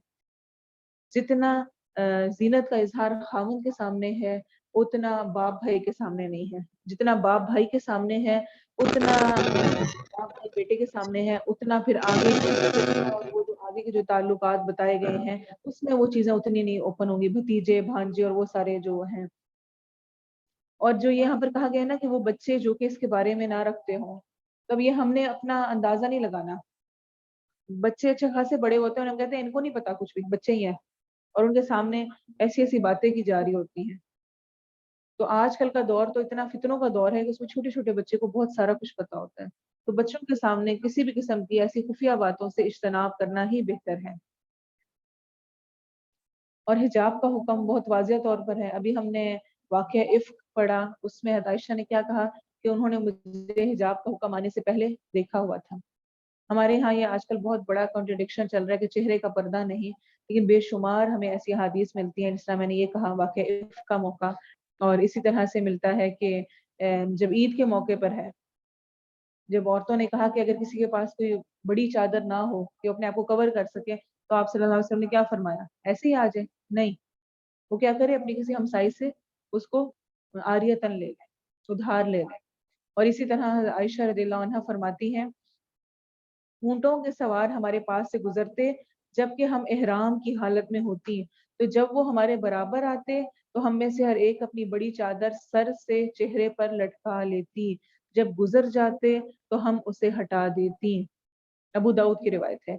ये भी हमारा इतना बड़ा मसला है, बचपन से हर कोई कहता है जी जब इहराम पहना हुआ है तो औरत पर्दा नहीं करेगी, चेहरा खोल के रखना है, चेहरा खोल के रखना है। इसको इतना बना दिया गया है, हालांकि ऐसा कुछ नहीं है। देखें, अबू दाऊद की हदीस है, सही हदीस है, आयशा क्या फरमा रही हैं, हम एहराम की हालत में होती, जब हमारे पास से कोई काफिला गुजरता तो हम क्या करती, अपनी चादर सर से चेहरे पर लटका लेती, कवर कर लेती थी, और जब गुजर जाते तो हम उसे हटा देते। तो हाँ, इतनी रुख्सत है कि कोई मौजूद नहीं है तो आप उसको हटा लें, लेकिन जब आसपास मर्द मौजूद हैं तो औरत इहराम की हालत में भी अपना चेहरा कवर करेगी। इसमें कोई इख्तलाफ मौजूद नहीं है, ये हमारे यहाँ बना लिए गए हैं। और आप खुद सोचें कि वैसे हमेशा वो अपने आप को कवर करती हो, और वहां पर जाकर वो अपना नकाब उतार दे, पर्दा उतार दे। वो कजन्स के साथ गई हुई है, मसलन एक पूरा ग्रुप गया हुआ है, खानदान गया हुआ है, वो यहाँ पे रहते हुए तो हमेशा पर्दा करती है उनसे, वहां जाके वो पर्दा उतार कर उनके सामने साथ फिरने लग जाएगी, तवाफ करने लग जाएगी। ऐसा नहीं है, ये हमारी खुद बनाई हुई चीजें हैं। तो ये हमें आयत ये बताती है कि हर तरह का वो दरवाजा बंद कर दिया गया है जिससे कि किसी तौर पर भी जिना की तरफ जाने का खदशा हो। اسی لیے اونچی ہیل جو کہ ٹھک ٹھک کر کے لوگوں کو متوجہ کرے اس سے منع کیا گیا ہے. انسان اس میں اپنی جو اس کی ہائٹ ہے وہ مخفی ہو جاتی ہے، دھوکے کی ایک شکل ہے، اس سے منع کیا گیا ہے. پھر خوشبو لگا کر باہر نکلنے سے منع کیا گیا ہے، اور ایسی عورت کو ایسی ویسی قرار دیا گیا ہے کہ جس کی خوشبو غیر مردوں کو جائے. اسی لیے ایسی خوشبو عورت کے لیے پسند کی گئی ہے کہ جس کا رنگ تو ہو لیکن اس کی خوشبو زیادہ نہ ہو، یعنی باہر نہ جا رہی ہو.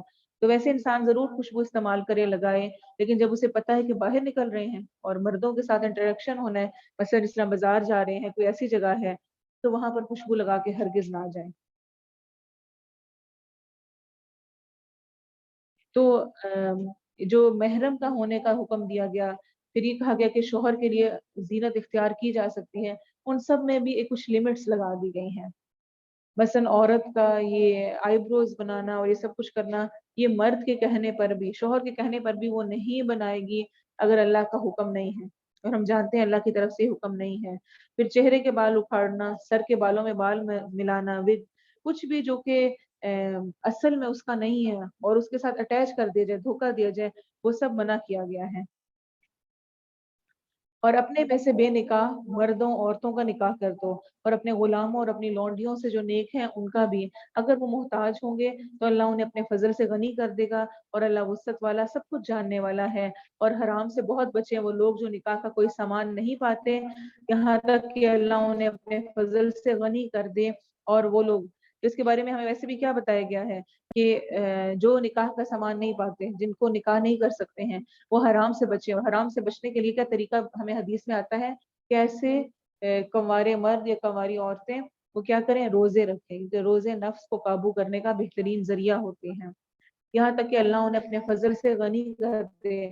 اور وہ لوگ جو مکاتبت آزادی کی تحریر طلب کرتے ہیں، ان میں سے جن کے مالک تمہارے دائیں ہاتھ ہیں تو ان سے مکاتبت کر لو.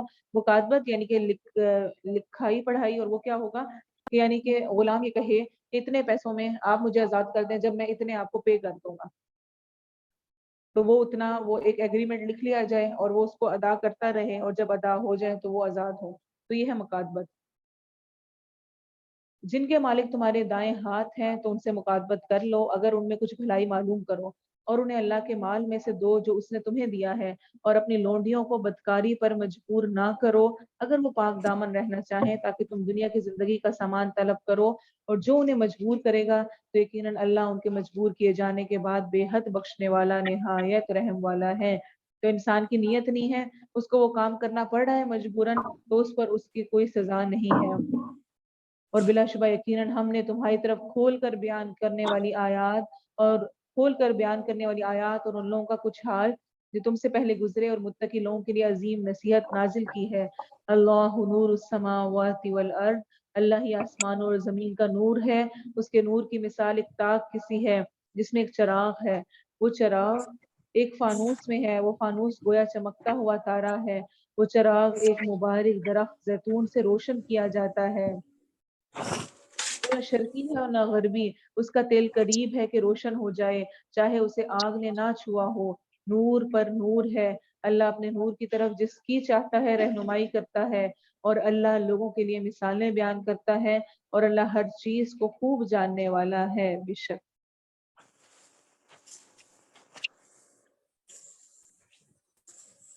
ابو موسیٰ رضی اللہ عنہ فرماتے ہیں کہ رسول اللہ صلی اللہ علیہ وسلم نے ہمیں کھڑے ہو کر 5 باتیں بیان فرمائیں. آپ نے فرمایا اللہ عز و جل سوتا نہیں اور اس کے لائق ہی نہیں کہ وہ سوئے. وہ ترازو کو نیچا کرتا ہے اور اسے اونچا کرتا ہے. رات کا عمل دن کے عمل سے پہلے اور دن کا عمل رات کے عمل سے پہلے اس کی طرف اوپر لے جایا جاتا ہے، اور اس کا حجاب نور ہے. اگر وہ اسے ہٹا دے تو اس کے چہرے کی شعائیں اس کی مخلوق میں سے ہر اس چیز کو جلا دیں جہاں تک اس کی نگاہ پہنچتی ہے. سبحان اللہ. اور ابن عباس فرماتے ہیں اس آیت کی تفسیر میں ہی، مثل نور ہی کا مشکات، اس کے نور کی مثال ایک تاک کسی ہے. فرمایا مومن کے دل میں اللہ تعالیٰ کی ہدایت کی مثال اس طرح ہے جیسے صاف زیتون کا تیل قریب ہوتا ہے کہ اس سے پہلے ہی روشن ہو جائے کہ اسے آگ چھوئے، پھر جب اسے آگ چھوتی ہے تو وہ روشنی پر روشنی میں بڑھ جاتا ہے. یعنی ویسے اس کے اندر خیر موجود ہوتی ہے مومن کے اندر، لیکن جب اس کو قرآن کی اور یہ ہدایت ملتی ہے تو اس کو اور زیادہ وہ خیر کی طرف بڑھتا ہے۔ ایسے ہی مومن کا دل ہے کہ اس سے پہلے وہ ہدایت پر عمل کرنے والا ہوتا ہے کہ اس کے پاس علم آئے، پھر جب اس کے پاس علم آتا ہے تو وہ ہدایت پر ہدایت میں بڑھ جاتا ہے اور نور پر نور میں بڑھ جاتا ہے۔ فی بیوت اذن اللہ ان ماشاء ترفع اللہ ویذکر پیچھے سے فیہا بس لگاؤں. اسمہ، ان عظیم گھروں میں جن کے بارے میں اللہ نے حکم دیا ہے کہ وہ بلند کیے جائیں اور ان میں اس کا نام یاد کیا جائے، اس کی تسبیح بیان کرتے ہیں ان میں صبح و شام وہ بڑی شان والے مرد جنہیں اللہ کے ذکر سے اور نماز قائم کرنے اور زکوٰۃ دینے سے نہ کوئی تجارت غافل کرتی ہے اور نہ ہی کوئی خرید و فروخت، وہ اس دن سے ڈرتے ہیں اس میں دل اور آنکھیں الٹ جائیں گی۔ جلیل القدر تابعی قتادہ کا قول ہے، اس میں انہوں نے صحابہ کرام کا حال بیان فرمایا ہے اسی آیت کی تفسیر میں۔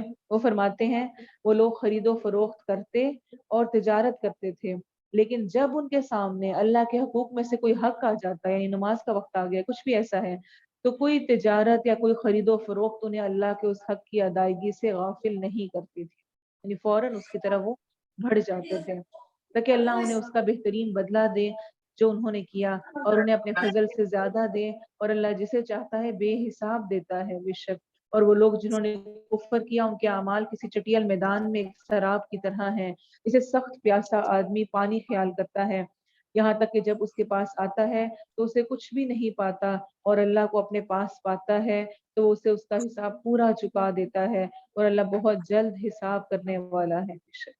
یا ان اندھیروں کی طرح جو نہایت گہرے سمندر میں ہو، جسے ایک موج ڈھانپ رہی ہو، جس کے اوپر ایک اور موج ہو، جس کے اوپر ایک بادل ہو، کئی اندھیرے ہوں جن میں سے بعض کے اوپر ہوں، جب اپنا ہاتھ نکالے تو قریب نہیں کہ اسے دیکھے، اور وہ شخص جس کے لیے اللہ کوئی نور نہ بنائے تو اس کے لیے کوئی بھی نور نہیں ہے۔ کیا تو نے نہیں دیکھا کہ اللہ اس کی تسبیح کرتے ہیں جو آسمانوں اور زمین میں ہے، اور پرندے پر پھیلائے ہوئے، ہر ایک نے یقیناً اپنی نماز اور اپنی تسبیح جان لی ہے، اور اللہ اسے خوب جاننے والا ہے جو وہ کرتے ہیں، اور اللہ ہی کے لیے آسمانوں اور زمین کی بادشاہی اور اللہ ہی کی طرف لوٹ کر جانا ہے بے شک۔ کیا تو نے نہیں دیکھا کہ اللہ بادل کو چلاتا ہے، پھر اسے آپس میں ملاتا ہے، پھر اسے تہ بتہ کر دیتا ہے، پھر تو بارش کو دیکھتا ہے کہ اس کے درمیان سے نکل رہی ہے، اور وہ آسمان سے ان پہاڑوں میں سے جو اس میں ہے کچھ اولے اتارتا ہے، پھر انہیں جس کے پاس چاہتا ہے پہنچا دیتا ہے، اور انہیں جس سے چاہتا ہے پھیر دیتا ہے۔ قریب ہے کہ اس کی بجلی کی چمک نگاہوں کو لے جائے، اللہ رات اور دن کو عدل بدل کرتا ہے، بے شک اس میں آنکھوں والوں کے لیے بہترین یقیناً بڑی عبرت ہے، اور اللہ نے ہر چلنے والے جاندار ایک قسم کے پانی سے پیدا کیا، پھر ان میں سے کوئی وہ ہے جو اپنے پیٹ پر چلتا ہے، اور ان میں سے کوئی وہ ہے جو دو پاؤں پر چلتا ہے، اور ان میں سے کوئی وہ ہے جو چار پر چلتا ہے۔ سمجھ آ گئی آپ کو کون کون ہے؟ اپنے پیٹ پر چلنے والا کون سا جانور ہے؟ سانپ، دو پاؤں پر چلنے والے ہم انسان، اور چار پر چلنے والے بے شمار چوپائے جو ہیں۔ اللہ پیدا کرتا ہے جو چاہتا ہے، یقیناً اللہ ہر چیز پر خوب خوب قادر ہے۔ بلا شبہ یقیناً ہم نے کھول کر بیان کرنے والی آیات نازل کر دی ہیں، اور اللہ جسے چاہتا ہے سیدھے راستے کی طرف ہدایت دیتا ہے، اور وہ کہتے ہیں ہم اللہ پر اور رسول پر ایمان لائے اور ہم نے حکم مان لیا، پھر ان میں سے ایک گروہ اس کے بعد پھر جاتا ہے، اور یہ لوگ ہرگز مومن نہیں ہیں، اور جب وہ اللہ اور اس کے رسول کی طرف بلائے جاتے ہیں تاکہ وہ ان کے درمیان فیصلہ کرے تو اچانک ان میں سے کچھ لوگ منہ موڑنے والے ہوتے ہیں، اور اگر ان کے لیے حق ہو تو مطیع ہو کر اس کی طرف چلے آتے ہیں۔ کیا ان کے دلوں میں کوئی مرض ہے، یا وہ شک میں پڑ گئے ہیں، یا ڈرتے ہیں کہ ان پر اللہ اور اس کا رسول ظلم کریں گے، بلکہ وہ خود ہی ظالم ہیں۔ ایمان والوں کی بات جب اللہ اور اس کے رسول کی طرف بلائے جائیں تاکہ وہ ان کے درمیان فیصلہ کرے، اس کے سوا نہیں ہوتی کہ وہ کہتے ہیں ہم نے سنا اور ہم نے اطاعت کی، اور یہی لوگ فلاح پانے والے ہیں۔ تو ایمان والوں کا رویہ کیا ہوتا ہے؟ جب اللہ اور اس کے رسول کی بات پہنچتی ہے وہ اس کو سن کر اس کو فوراً ماننے اطاعت کرنے والے ہوتے ہیں، بحثیں کرنے والے نہیں، شک کرنے والے نہیں، انکار کرنے والے نہیں۔ جب پتہ چلتا ہے کہ اللہ کی طرف سے یہ حکم قرآن میں ایسے موجود ہے، نبی صلی اللہ علیہ وسلم کی حدیث ہمیں یہ بتا رہی ہے، تو پھر اس پر اپنی بحثیں نہیں کرتے، نہیں آج کے دور میں یہ ممکن نہیں ہے، نہیں میرے دراصل حالات ایسے نہیں ہیں، میں جس سوسائٹی میں ہوں وہاں یہ نہیں ہو سکتا، ایسے بہانے نہیں ہوتے۔ پھر مومنین کے لیے جب ان کے سامنے آیت آ جائے، جب اللہ کا حکم آ جائے، اس کے رسول کا آ جائے، تو اس کو وہ منو ان ویسے ہی مان لیتے ہیں۔ اور جو شخص اللہ اور اس کے رسول کی اطاعت کرے اور اللہ سے ڈرے اور اس سے بچے تو یہی لوگ مراد پانے والے ہیں۔ اور انہوں نے اللہ کی قسمیں کھائیں، اپنی پختہ قسمیں، کہ اگر واقعی تو انہیں حکم دے تو وہ ہر صورت ضرور نکلیں گے، تو کہہ قسمیں نہ کھاؤ، جانی پہچانی ہوئی اطاعت ہی کافی ہے، بے شک اللہ اس سے خوب واقف ہے جو تم کرتے ہو۔ کہہ دیجئے اللہ کا حکم مانو اور رسول کا حکم مانو، پھر اگر تم پھر جاؤ تو اس کے ذمہ صرف وہ ہے جو اس پر بوجھ ڈالا گیا ہے، اور تمہارے ذمہ وہ جو تم پر بوجھ ڈالا گیا، اور اگر اس کا حکم مانو گے تو ہدایت پا جاؤ گے، اور رسول کے ذمہ تو صاف پہنچا دینے کے سوا کچھ بھی نہیں ہے۔ اللہ نے ان لوگوں سے جو تم میں سے ایمان لائے اور انہوں نے نیک اعمال کیے وعدہ کیا ہے کہ وہ انہیں زمین میں ضرور ہی جانشین بنائے گا، جس طرح ان لوگوں کو جانشین بنایا جو ان سے پہلے تھے، اور ان کے لیے ان کے اس دین کو ضرور ہی اقتدار دے گا جسے اس نے ان کے لیے پسند کیا ہے، اور ہر صورت انہیں ان کے خوف کے بعد بدل کر امن دے گا۔ وہ میری عبادت کریں گے، میرے ساتھ کسی چیز کو شریک نہ ٹھہرائیں گے، اور جس نے اس کے بعد کفر کیا تو یہی لوگ نافرمان ہیں۔ اور نماز قائم کرو اور زکوٰۃ ادا کرو اور رسول کا حکم مانو تاکہ تم پر رحم کیا جائے۔ تو اللہ کی رحمت کب آتی ہے؟ جب انسان نماز قائم کرتا ہے، زکوٰۃ یعنی اپنے فرائض ادا کرتا ہے، اور رسول کا حکم مانو تاکہ تم پر رحم کیا جائے۔ تو ان لوگوں کو جنہوں نے کفر کیا ہرگز گمان نہ کر کے وہ زمین میں عاجز کرنے والے ہیں، اور ان کا ٹھکانہ آگ ہے، اور بلا شبہ وہ بڑی لوٹ کر جانے کی جگہ ہے۔ اے لوگوں جو ایمان لائے ہو، لازم ہے کہ تم سے اجازت طلب کریں وہ لوگ جن کے مالک تمہارے دائیں ہاتھ ہوئے، یعنی جو غلام ہیں، اور وہ بھی جو تم میں سے بلوغت کو نہیں پہنچے، یعنی جو بچے ہیں، 3 بار، فجر کی نماز سے پہلے، اور جس وقت تم دوپہر کو اپنے کپڑے اتار دیتے ہو، اور عشاء کی نماز کے بعد، یعنی ان اوقات میں خاص طور پر ہمیشہ آتے ہوئے پوچھ کر آنا چاہیے۔ بچوں کو یہ آداب سکھانے چاہیے۔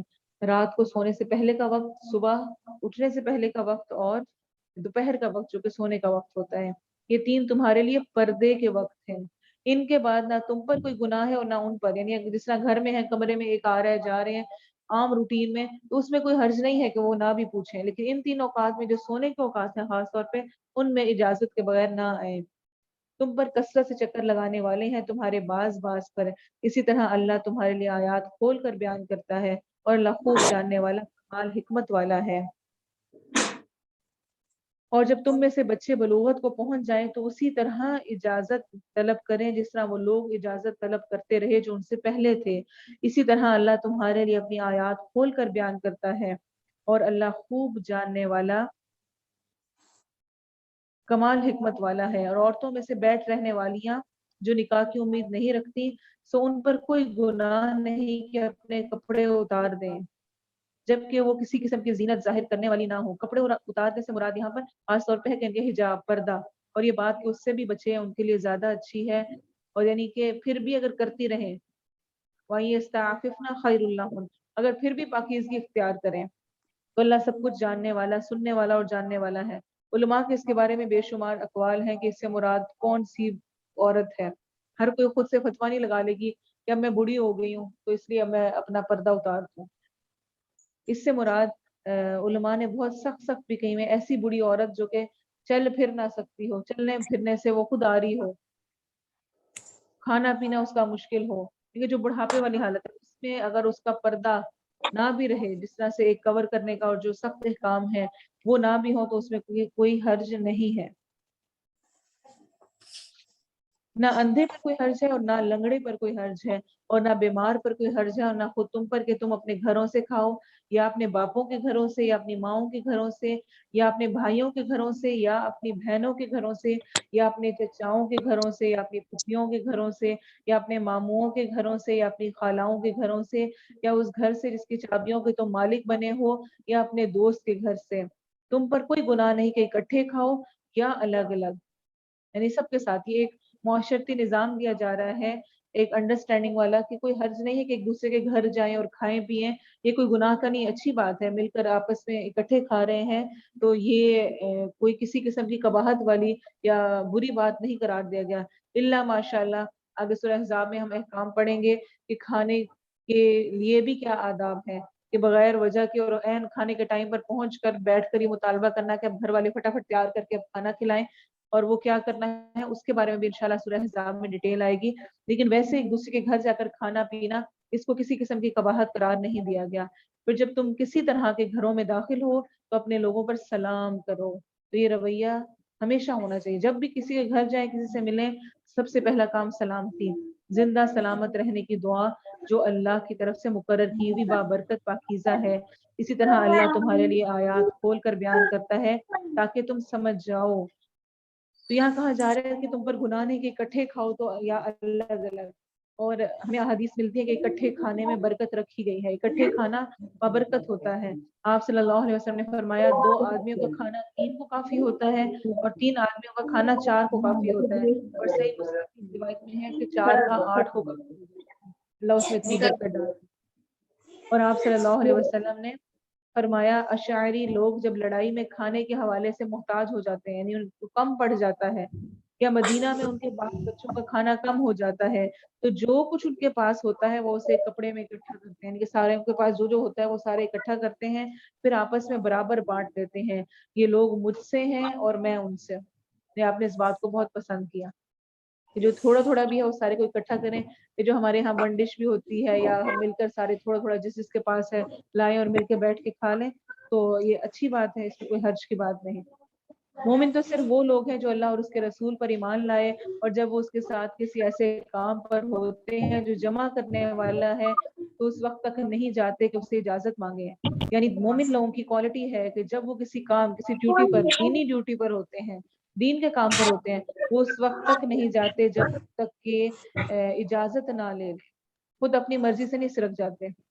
اور یہ خاص طور پہ نبی صلی اللہ علیہ وسلم اور اس کے بعد جو بھی دین کے کام کرنے والے لوگ ہیں اور جو ان کے اوپر ان کی نگرانی کر رہا ہے ان کو بھی ان آداب کا خیال رکھنا چاہیے. بے شک جو لوگ تجھ سے اجازت مانگتے ہیں وہی لوگ ہیں جو اللہ اور اس کے رسول پر ایمان رکھتے ہیں. تو جب وہ تجھ سے اپنے کسی کام کے لیے اجازت مانگے تو ان میں سے جسے تو چاہے اجازت دے دے اور ان کے لیے اللہ سے بخشش مانگ. بے شک اللہ بےحد بخشنے والا نہایت رحم والا ہے. تو اللہ تعالیٰ نے اجازت دی نبی صلی اللہ علیہ وسلم کو کہ اگر کوئی نیکی خیر کے کام سے پیچھے رہنا چاہ رہا ہے وہ نہیں آ سکتا تو ٹھیک ہے تمہاری مرضی ہے اجازت دے دو لیکن ساتھ اس کے لیے مغفرت کی دعا بھی کرو کیونکہ وہ ایک بہت بڑی خیر سے محروم ہو رہا ہے.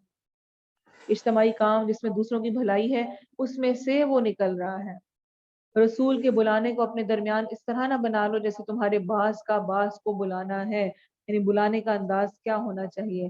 بے شک اللہ ان لوگوں کو جانتا ہے جو تم میں سے ایک دوسرے کی آڑ لیتے ہوئے کھسک جاتے ہیں. یعنی ایک دوسرے کے سر لگا کر پتہ نہ چلے باجی کو ادھر سے ادھر ہو گئے ادھر سے ادھر چلے گئے.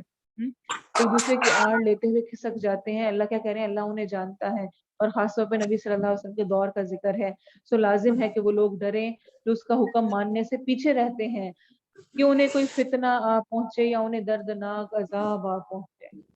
سن لو بے شک اللہ ہی کا ہے جو کچھ آسمانوں اور زمین میں ہے.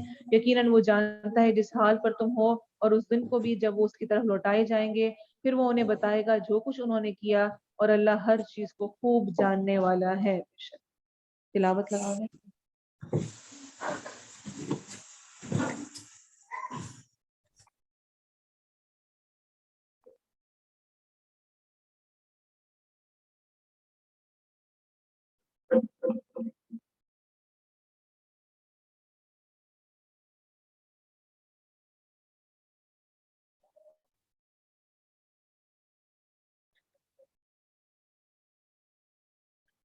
سورۃ الفرقان مکی صورت ہے. شروع اللہ کے نام سے جو بہت مہربان نہایت رحم کرنے والا ہے.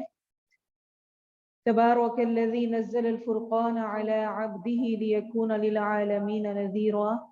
بہت برکت والا ہے وہ جس نے اپنے بندے پر فیصلہ کرنے والی کتاب اتاری تاکہ وہ جہانوں کے لیے ڈرانے والا ہو.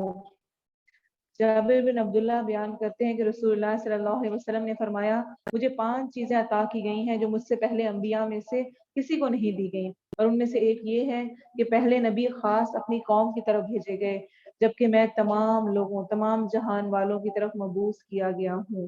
تو یہ خاص نبی صلی اللہ علیہ وسلم کو ہی ایک نعمت ملی. صحیح بخاری کی روایت ہے.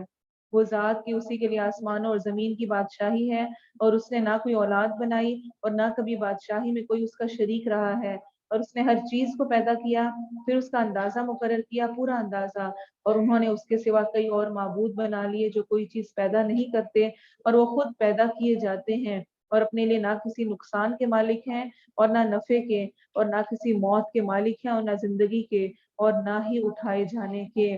اور ان لوگوں نے کہا جنہوں نے کفر کیا، یہ نہیں ہے مگر ایک جھوٹ جو اس نے گھڑ لیا، اور کچھ دوسرے لوگوں نے اس پر اس کی مدد کی، تو بلا شبہ وہ بھاری ظلم اور سخت جھوٹ پر اتر آئے ہیں۔ اور انہوں نے کہا یہ پہلے لوگوں کی کہانیاں ہیں جو اس نے لکھوا لی ہیں، تو وہ پہلے اور پچھلے پہر اس پر پڑھی جاتی ہیں۔ تو کہہ دیجئے اسے اس نے نازل کیا ہے جو آسمانوں اور زمین میں سب پوشیدہ باتوں کو جانتا ہے، بے شک وہ ہمیشہ سے بے حد بخشنے والا، نہایت رحم والا ہے، بے شک۔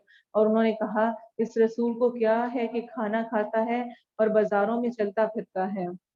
یہ ہم کئی دفعہ پڑھ چکے ہیں کہ ان لوگوں کے یہ اعتراضات تھے، یہ ہمارے جیسا ہی کیوں انسان ہے، اس کی طرف کوئی فرشتہ کیوں نہ اتارا گیا کہ اس کے ساتھ ڈرانے والا ہوتا، یا اس کی طرف کوئی خزانہ اتارا جاتا، یا اس کا کوئی باغ ہوتا جس سے وہ کھایا کرتا۔ اور ظالموں نے کہا تم تو بس ایک آدمی کی پیروی کر رہے ہو جس پر جادو کیا ہوا ہے۔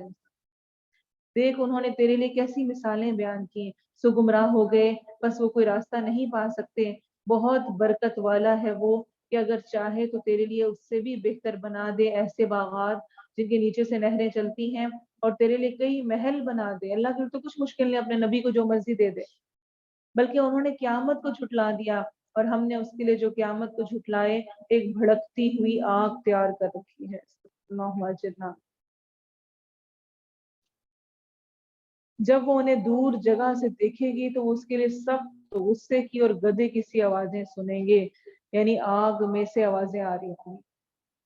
انسان سوچے کہ آگ کی آواز کیا ہوگی، یہ بالکل ایسے ہی ہے جیسے کہ آپ جانتے ہیں نا کہ جس ممبر پہ کھڑے ہو کر نبی صلی اللہ علیہ وسلم خطبہ دیا کرتے تھے، جس کے ساتھ ٹیک لگا کر، جب نیا بنا وہ رونے لگ گیا تھا، اس کی آواز آ گئی تھی۔ اور اسی طرح جہنمی جو ہیں وہ جہنم غصے کی آواز کو فیل کریں گے، سنیں گے، اور یہ سنوانا اللہ کے ہاتھ میں ہے، اللہ سب کچھ سنوا سکتا ہے۔ تو اگر اللہ تعالیٰ گوشت کے ایک ٹکڑے زبان سے بلوا سکتا ہے تو وہ کہیں سے بھی کسی کو بھی بلوا سکتا ہے۔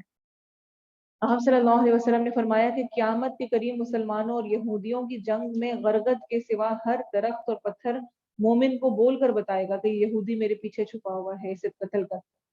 تو قیامت کے قریب یعنی وہ درخت بھی بول کے بتا رہا ہوگا۔ اور صحیح مسلم کی روایت ہے، آپ صلی اللہ علیہ وسلم نے فرمایا اس ذات کی قسم جس کے ہاتھ میں میری جان ہے، قیامت قائم نہیں ہوگی حتیٰ کہ درندے انسانوں سے کلام کریں گے، اور آدمی سے اس کے کوڑے کا سرا اور جوتے کا تسمہ کلام کرے گا، اور اس کی ران اسے بتائے گی کہ اس کے اہل یعنی اس کے گھر والے نے گھر والوں نے اس کے بعد کیا گناہ کیے ہیں۔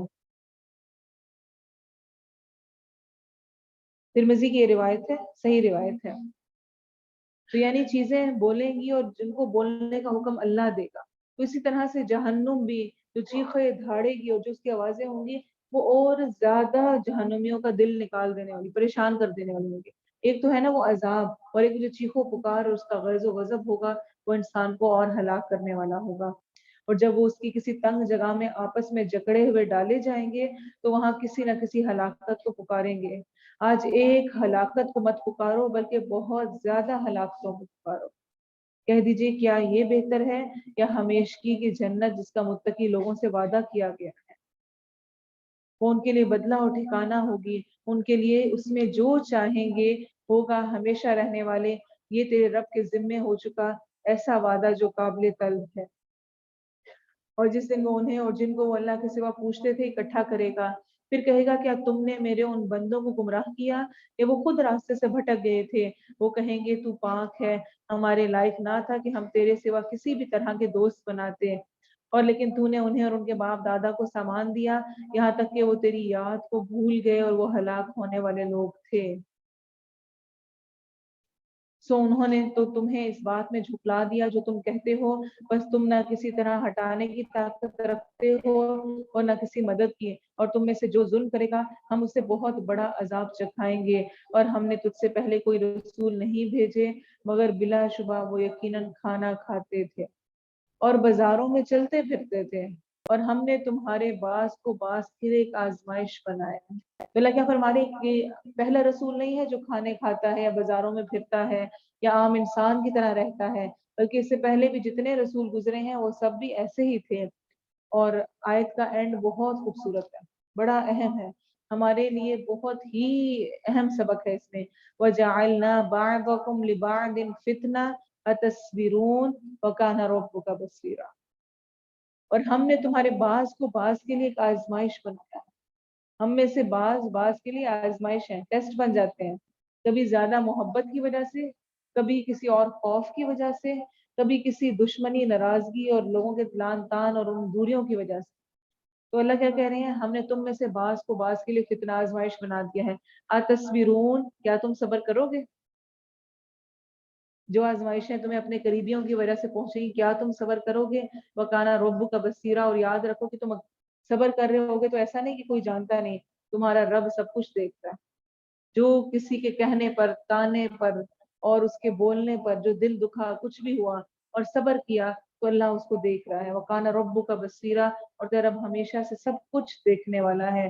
تو جب کسی کی طرف سے کوئی آزمائش ہو، کسی قریبی کی طرف سے خاص طور پر، دور والوں کی تو باتیں جو مرضی کرتے رہے ہمیں اتنا فیل نہیں ہوتا، جو قریبی کی وجہ سے ہوتا ہے کہ کوئی اور کہتا کوئی بات نہیں تھی، اس نے یہ بات کی ہے تو مجھے بہت دل پہ لگی ہے، کہتے ہیں نا میسج میں بھی۔ تو جو قریبی کو ہے، اس نے بھی اگر کچھ کہا ہے ایسا تو اس پر اللہ تعالیٰ کہہ رہے ہیں تصویروں، کیا تم صبر کرو گے؟ صبر کرو اس وقت بھی، اور یاد رکھو کہ تمہارا رب تمہیں دیکھ رہا ہے۔ فقال الذين لا يرجون لقاءنا لولا أنزل علينا الملائكة أو نرى ربنا، اور ان لوگوں نے کہا جو ہماری ملاقات کی امید نہیں رکھتے، ہم پر فرشتے کیوں نہیں اتارے گئے کہ ہم اپنے رب کو دیکھتے۔ بلا شبہ یقیناً وہ اپنے دلوں میں بہت بڑے بن گئے اور انہوں نے سرکشی اختیار کی، بہت بڑی سرکشی۔ جس دن وہ فرشتوں کو دیکھیں گے اس دن مجرموں کے لیے خوشی کی کوئی خبر نہ ہوگی، اور کہیں گے کاش ہمارا اور ان کے درمیان ایک مضبوط آڑ ہو، اور ہم اس کی طرف آئیں گے جو انہوں نے کوئی بھی عمل کیا ہوگا تو اسے بکھرا ہوا غبار بنا دیں گے۔ یعنی کفار کا، مجرموں کا عمل اس دن ان کے کچھ بھی کام نہ آئے گا، وہ سب ایسے ہو جائے گا ہبا منصورا، جیسے کہ اڑتا ہوا ایک غبار ہے، اس کے اندر وہ مٹی مٹی سی اور وہ فیل ہو رہی ہوتی ہے نا، لیکن وہ ہوتا کچھ بھی نہیں ہے اس میں، اس کو آپ پکڑنا چاہیں پکڑ نہیں سکتے، کچھ بھی اس میں نہیں آتا ہاتھ میں۔ اس دن جنت والے ٹھکانے کے اعتبار سے نہایت بہتر اور دوپہر کی آرام گاہ کے اعتبار سے کہیں اچھے ہوں گے۔ آپ صلی اللہ علیہ وسلم نے فرمایا، اور اس آیت کی تفسیر میں عبداللہ بن مسعود فرماتے ہیں، قیامت کے دن ابھی دوپہر نہ ہوئی ہوگی کہ یہ لوگ اور وہ لوگ دوپہر کا آرام کر رہے ہوں گے۔ پھر کفار کے متعلق کی آیت پڑھی، ان مرجعہم الی الجحیم، بلا شبہ ان کی واپسی یقیناً اسی بھڑکتی ہوئی آگ کی طرف ہوگی۔ تو یہ دوپہر کے آرام کا وقت، یعنی وہ جائیں گے اور وہاں پر سب سے پہلے دوپہر میں آرام کریں گے، اور جس دن آسمان بادل کے ساتھ پھٹ جائے گا اور فرشتے اتارے جائیں گے، لگاتار اتارا جانا، اور وَنُزِّلَ الْمَلَائِكَةُ تَنزِيلًا، اور فرشتے اتارے جائیں گے لگاتار اتارا جانے، جو مسلسل اتر رہے ہوں گے۔ الملک یومئذ الحق للرحمن، اس دن حقیقی بادشاہی رحمان کی ہوگی، اور کافروں پر وہ بہت مشکل دن ہوگا۔ اللہ ہمیں اس سے بچائے۔ اور جس دن ظالم اپنے دونوں ہاتھ دانتوں سے کاٹے گا، کہے گا، دو حسرتیں کرے گا، اس کو غور سے سنیں، اللہ نہ کرے کہ ہم اس میں شامل ہوں۔ اے کاش میں رسول کے ساتھ کچھ راستہ اختیار کرتا، یعنی جو رسول کی بات ہے، جو نبی کی بات تھی، کاش میں وہ مان لیتا۔ یا ویلتا لیتنی لم اتخذ فلانا خلیلا، ہائے میری بربادی، کاش کہ میں فلاں کو دلی دوست نہ بناتا۔ لقد اضلنی عن الذکر بعد اذ جاءنی، بے شک اس نے تو مجھے نصیحت سے گمراہ کر دیا اس کے بعد کہ میرے پاس آئی، اور شیطان ہمیشہ انسان کو چھوڑ جانے والا ہے۔ ایک تو رسول کا جو طریقہ تھا وہ اختیار نہ کرنے پر انسان کو حسرت ہوگی، اور دوسرا کسی شخص کو دوست بنانے پر، کہ اس کی وجہ سے میں ہدایت پر تھا، مجھے صحیح حق پتا تھا اور اس نے مجھے بھٹکا دیا، اس نے مجھے اللہ کی یاد سے غافل کر دیا۔ اس لیے دوستی کے معاملے میں بہت زیادہ محتاط رہنے کی ضرورت ہے۔ ابھی بھی اپنی دوستیوں کو دیکھیں، اگر کسی ایسے شخص سے آپ کی دوستی ہے، کسی ایسی لڑکی سے، ایسی خاتون سے دوستی ہے جس کے ساتھ آپ کے برائیاں بڑھ جاتی ہیں، غیبتیں بڑھ جاتی ہیں، لوگوں کا مذاق اڑانا بڑھ جاتا ہے، اور بے حیائی کی چیزوں میں آپ پڑ جاتے ہیں، تو اس دوستی کو ابھی ہی ختم کر دیں۔ اس پر آپ پر کوئی پکڑ نہیں ہے، وہ کوئی خونی رشتہ نہیں ہے کہ لازمی نبھانا ہی نبھانا ہے۔ بہت دفعہ لوگ کہتے ہیں کہ میں کہتی ہوں چلو مجھ سے شاید کچھ اچھا سیکھ لیں، لیکن اس میں بہت دفعہ ایسا ہوتا ہے کہ آپ تو دوسرے کو سکھا نہیں پاتے لیکن دوسرے کا بہت سارا کچھ لے لیتے ہیں۔ ہاں، اگر واقعی ایسا ہے کہ آپ کو لگتا ہے کہ دوسرے کے اندر خیر ہے اور وہ سن رہا ہے، تو ہو سکتا ہے وہ آپ کے رنگ میں رنگ جائے، لیکن ایسا بہت کم ہوتا ہے۔ تو اس کے لیے آپ کو معاملے کا خود ہی اندازہ کرنا ہوگا کہ کیا معاملہ ہے۔ اس کے بارے میں بے شمار احادیث موجود ہیں۔ آپ صلی اللہ علیہ وسلم نے فرمایا، ابو داؤد کی حدیث ہے، آدمی اپنے دوست کے دین پر ہوتا ہے، جو دوست کا دین ہوتا ہے وہی اس کا ہوتا ہے۔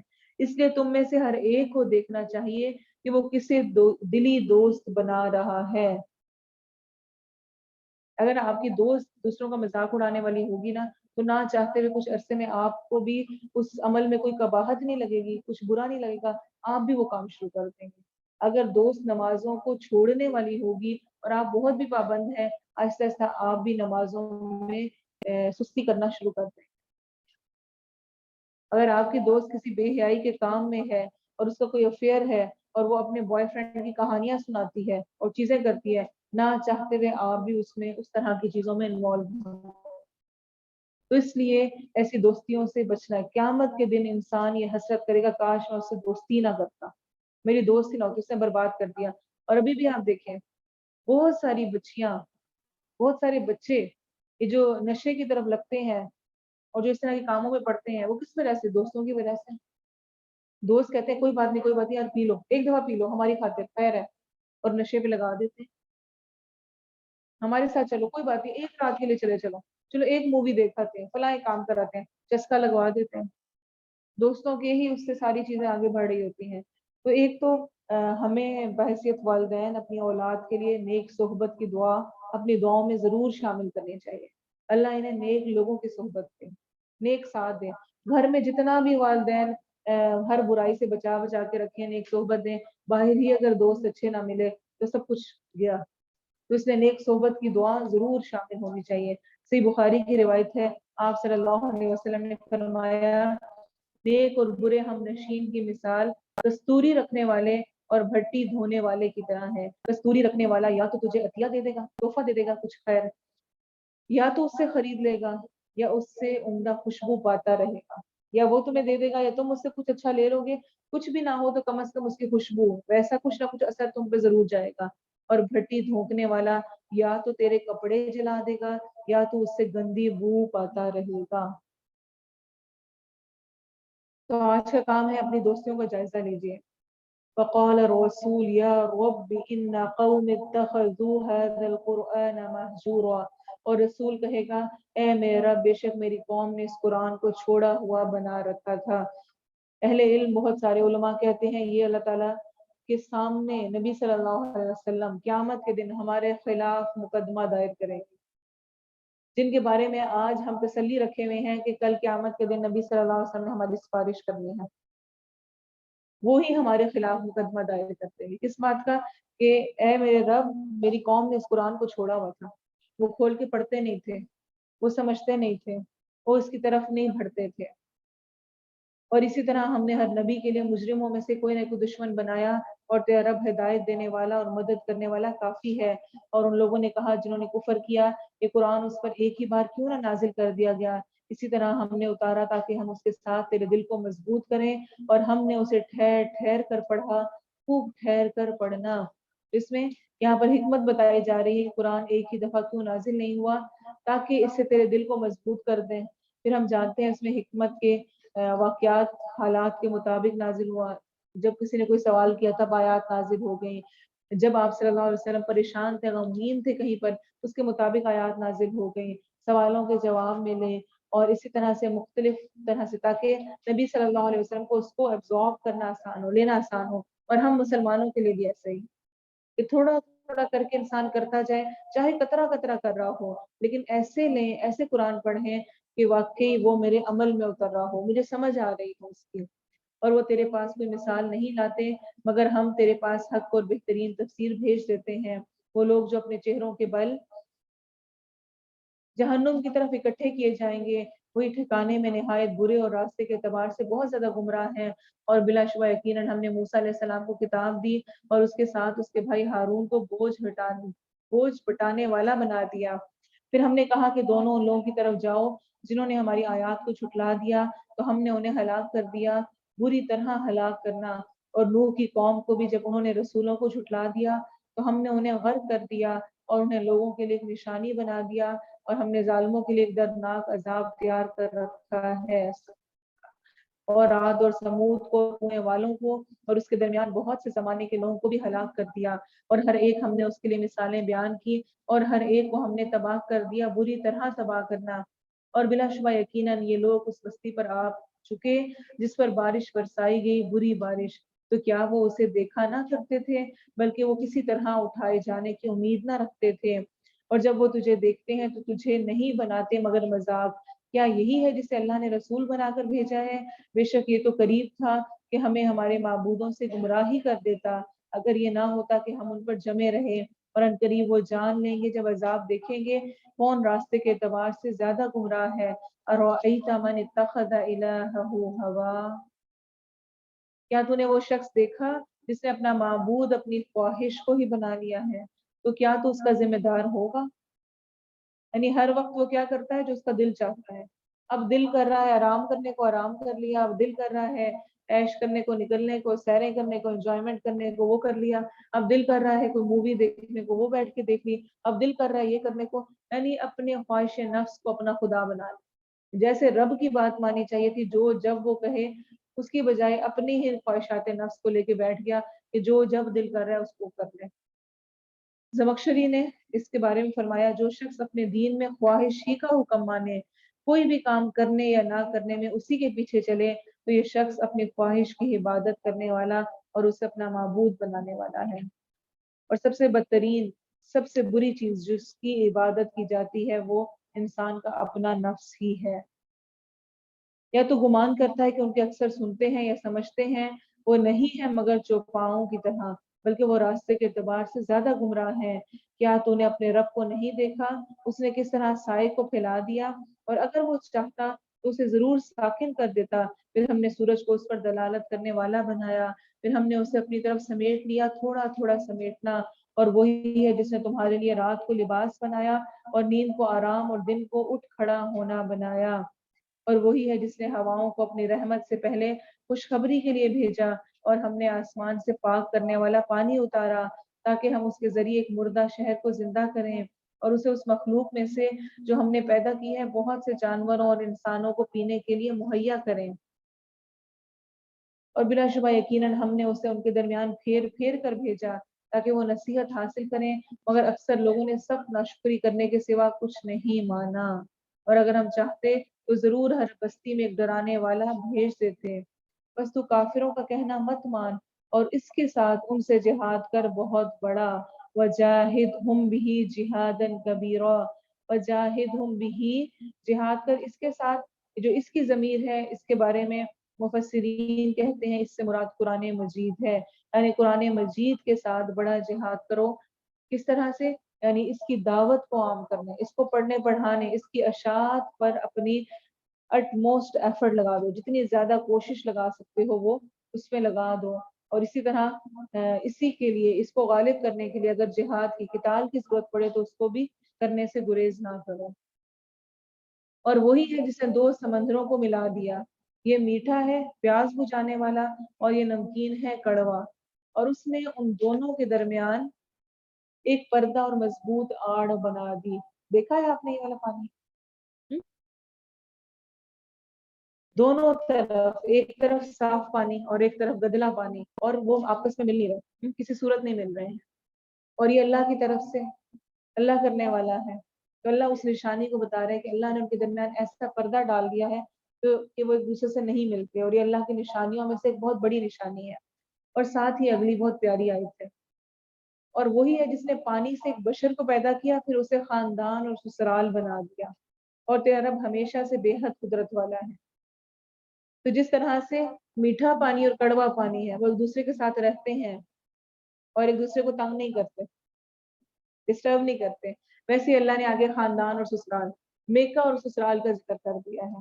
ان دونوں میں بھی ایسے کمپیریزن ہوتا ہے، اکثر یہ چیزیں ایسے ہی ہو رہی ہوتی ہیں۔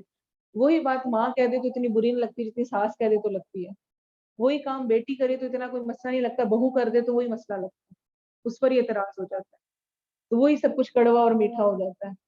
تو اس میں ویسے ہی اللہ نے ایک نظام بنایا ہے کائنات، اس میں اپنے آپ کو اس سے الگ رکھنا، صبر کے ساتھ رہنا، یہی اسی میں اجر رکھا گیا۔ صبر کس کو کہتے ہیں؟ نا خوشگوار حالات میں خود کو روک لے، جو اپنی پسند کا کام نہیں ہے ویسا کام ہو جائے تو اس کو روک لے۔ بیٹی سوئی رہ جائے دیر تک تو کوئی بات نہیں، تھکی ہوئی ہے، خیر ہے سو لے۔ بہو سوئی رہ جائے تو پھر اس کو کوئی فکر ہی نہیں ہے گھر کی، اٹھتی نہیں ہے، خیال ہی نہیں کرتی ہے، اور بہت ساری چیزیں۔ یہ جو ہم کمپیریزن لے آتے ہیں اور ہم یہ کام کرتے ہیں یہ بہت ہی برا ہے۔ حسن ظن، جو اچھا گمان ہے نا، یہ انتہائی ضروری ہے آپس کے تعلقات کو نبھانے کے لیے۔ کیا پتہ یہ مسئلہ ہوا ہو اس وجہ سے نہیں، کیا پتہ رات کو سو نہ سکی ہو، کیا پتہ فلاں چیز ہو گئی ہو، کوئی بات نہیں، خیر ہے، کوئی بات نہیں، انسان سیکھ لے تو زندگی گھر جنت بن جاتے ہیں۔ اور اگر ہر بات پہ لان تان اور برا بھلا ہی رکھا جائے، بری رائے ہی رکھی جائے کہ وہ تو ہمیشہ کرتے ہی ایسے ہے، تو پھر کبھی بھی اچھا نبھا نہیں ہو سکتا۔ آپ خود بھی کڑتے ہیں، خود بھی پریشان ہوتے ہیں اور دوسرے کو بھی پریشان کرتے ہیں۔ اور وہی ہے جس نے پانی سے ایک بشر کو پیدا کیا، پھر اسے خاندان اور سسرال بنا دیا۔ میکا اور سسرال نسب یعنی کہ خونی جو ہے، اور تیرا رب ہمیشہ سے بے حد قدرت والا ہے، اور وہ اللہ کے سوا اس چیز کی عبادت کرتے ہیں جو نہ انہیں نفع دیتی ہے اور نہ انہیں نقصان پہنچاتی ہے، اور کافر ہمیشہ اپنے رب کے خلاف مدد کرنے والا ہے۔ اور ہم نے تجھے نہیں بھیجا مگر خوشخبری دینے والا اور ڈرانے والا بنا کر۔ کہہ دیجئے میں تم سے اس پر کسی مزدوری کا سوال نہیں کرتا، مگر جو چاہے کہ اپنے رب کی طرف کوئی راستہ اختیار کرے، اور اس زندہ پر بھروسہ کر جو نہیں مرے گا، اور اس کی ہم کے ساتھ تسبیح کر، اور وہ اپنے بندوں کے گناہوں کی پوری خبر رکھنے والا کافی ہے۔ وہ جس نے آسمانوں اور زمین کو اور جو کچھ ان دونوں کے درمیان ہے 6 دنوں میں پیدا کیا، پھر عرش پر بلند ہوا، بے حد رحم والا ہے، سو اس کے متعلق کسی پورے باخبر سے پوچھ۔ اور جب ان سے کہا جاتا ہے رحمان کو سجدہ کرو، اور رحمان کیا چیز ہے، تو وہ کہتے ہیں رحمان کیا چیز ہے، کیا ہم اسے سجدہ کریں جس کے لیے تو ہمیں حکم دیتا ہے؟ اور یہ بات انہیں بدکنے میں بڑھا دیتی ہے۔ بہت برکت والا ہے وہ جس نے آسمان میں برج بنائے اور اس میں ایک چراغ اور ایک روشنی کرنے والا چاند بنایا، اور وہی ہے جس نے رات اور دن کو ایک دوسرے کے پیچھے آنے والا بنایا، اس کے لیے جو چاہے کہ نصیحت حاصل کرے یا کچھ شکر کرنا چاہے۔ تو اللہ نے رات اور دن کو ایک دوسرے کے پیچھے آنے والا بنایا ہے، اس کے لیے جو نصیحت حاصل کرنا چاہے۔ ابن عباس کی تفسیر میں کہتے ہیں یعنی اس سے مراد ہے کہ جس کا کوئی کام رات کو رہ جائے تو وہ دن میں پورا کر لے، اور جس کا دن کو رہ جائے وہ رات کو، یعنی اللہ کے بعد ایک چیز لا رہا ہے تو وہ اس میں کمپنسیٹ کریں، جو دن میں نہ ہو سکے وہ رات میں، جو رات میں نہیں وہ دن میں۔ اور اس کے بارے میں ہمیں احادیث بھی ملتی ہیں۔ آپ صلی اللہ علیہ وسلم نے فرمایا اللہ تعالیٰ رات کو اپنا ہاتھ پھیلاتا ہے تاکہ دن کو برائی کرنے والا شخص توبہ کر لے، اور دن کو اپنا ہاتھ پھیلاتا ہے تاکہ رات کو برائی کرنے والا شخص توبہ کر لے، یہاں تک کہ سورج مغرب سے طلوع ہو جائے، یعنی کہ قیامت کے قریب۔ نبی صلی اللہ علیہ وسلم نے فرمایا جو شخص کسی نماز سے سویا رہ جائے یا بھول جائے تو اس کا کفارہ یہ ہے کہ جب وہ اسے یاد آئے تو اس کو پڑھ لے۔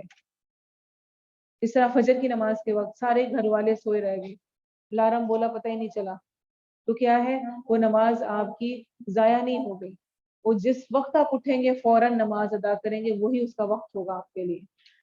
اور یہ بالکل اطلاق نہیں ہوتا اس پر کہ ایک کو اٹھایا جا رہا ہے، بار بار اٹھا رہے ہیں اور وہ اٹھا نہیں تو کہ میری آنکھ ہی نہیں کھلی اس لیے، نہیں، سب کے ساتھ یعنی کسی کی بھی آنکھ نہیں کھلی ہے، کوئی بھی اٹھ نہیں سکا۔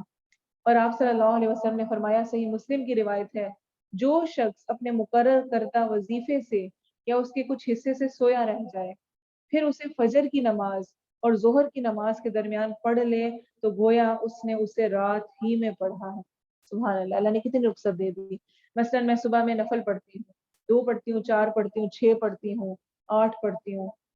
اب آج میں اٹھی ہوں تو ٹائم صرف 2 کا تھا، ویسے میں 8 پڑھتی تھی، اس ٹائم 2 پڑھ لیں، باقی جو ہے وہ فجر اور ظہر کے درمیان میں پڑھ لیں. قرآن کا کوئی حصہ میں نے مقرر کیا ہوا ہے، اس وقت میں نہیں پڑھ سکی ہوں، کوئی بھی مسئلہ ایسا پیش آ گیا، فجر اور ظہر کے درمیان پڑھ لیں تو اس کا اجر کیسا ہوگا؟ جیسے کہ گویا رات میں اسی وقت میں پڑھا ہے. وعباد الرحمن، یہاں سے عباد الرحمن، رحمان کے بندے جو ہیں ان کی کوالٹیز شروع ہو رہی ہیں، کیا کیا صفات ان کے اندر ہوتی ہیں. اور رحمان کے بندے وہ ہیں جو زمین پر نرمی سے چلتے ہیں، اور جب جاہل لوگ ان سے بات کرتے ہیں تو وہ کہتے ہیں سلام ہے.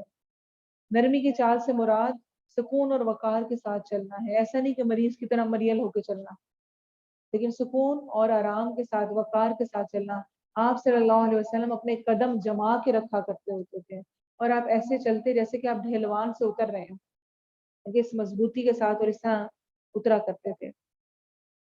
اور کیا کہا جا رہا ہے؟ وَإِذَا خَاطَبَهُمُ الْجَاهِلُونَ قَالُوا سَلَامًا، جب کوئی جاہل نہ سمجھ آپ سے خطاب کرے، خوب بولے، خوب سنائے، خوب لان تان کرے، خوب باتیں کریں، آپ نے کیا کرنا ہے؟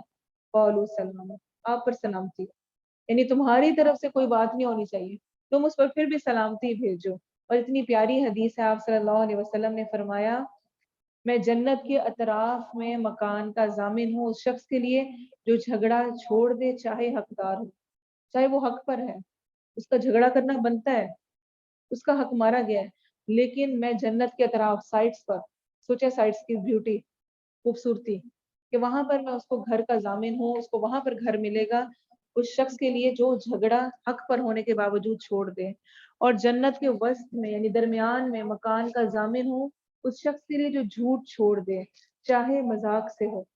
اور جنت کے سب سے بلند مقام پر مکان کا ضامن ہو اس شخص کے لیے جو اپنا اخلاق اچھا کر لے، جو اپنا رویہ اچھا کر لے، جو اپنی زبان کو قابو میں کر لے، اور وہ جو اپنے رب کے لیے سجدہ کرتے ہوئے اور قیام کرتے ہوئے رات گزارتے ہیں، اور وہ جو کہتے ہیں اے ہمارے رب ہم سے جہنم کا عذاب پھیر دے، بے شک اس کا عذاب ہمیشہ چمٹ جانے والا ہے.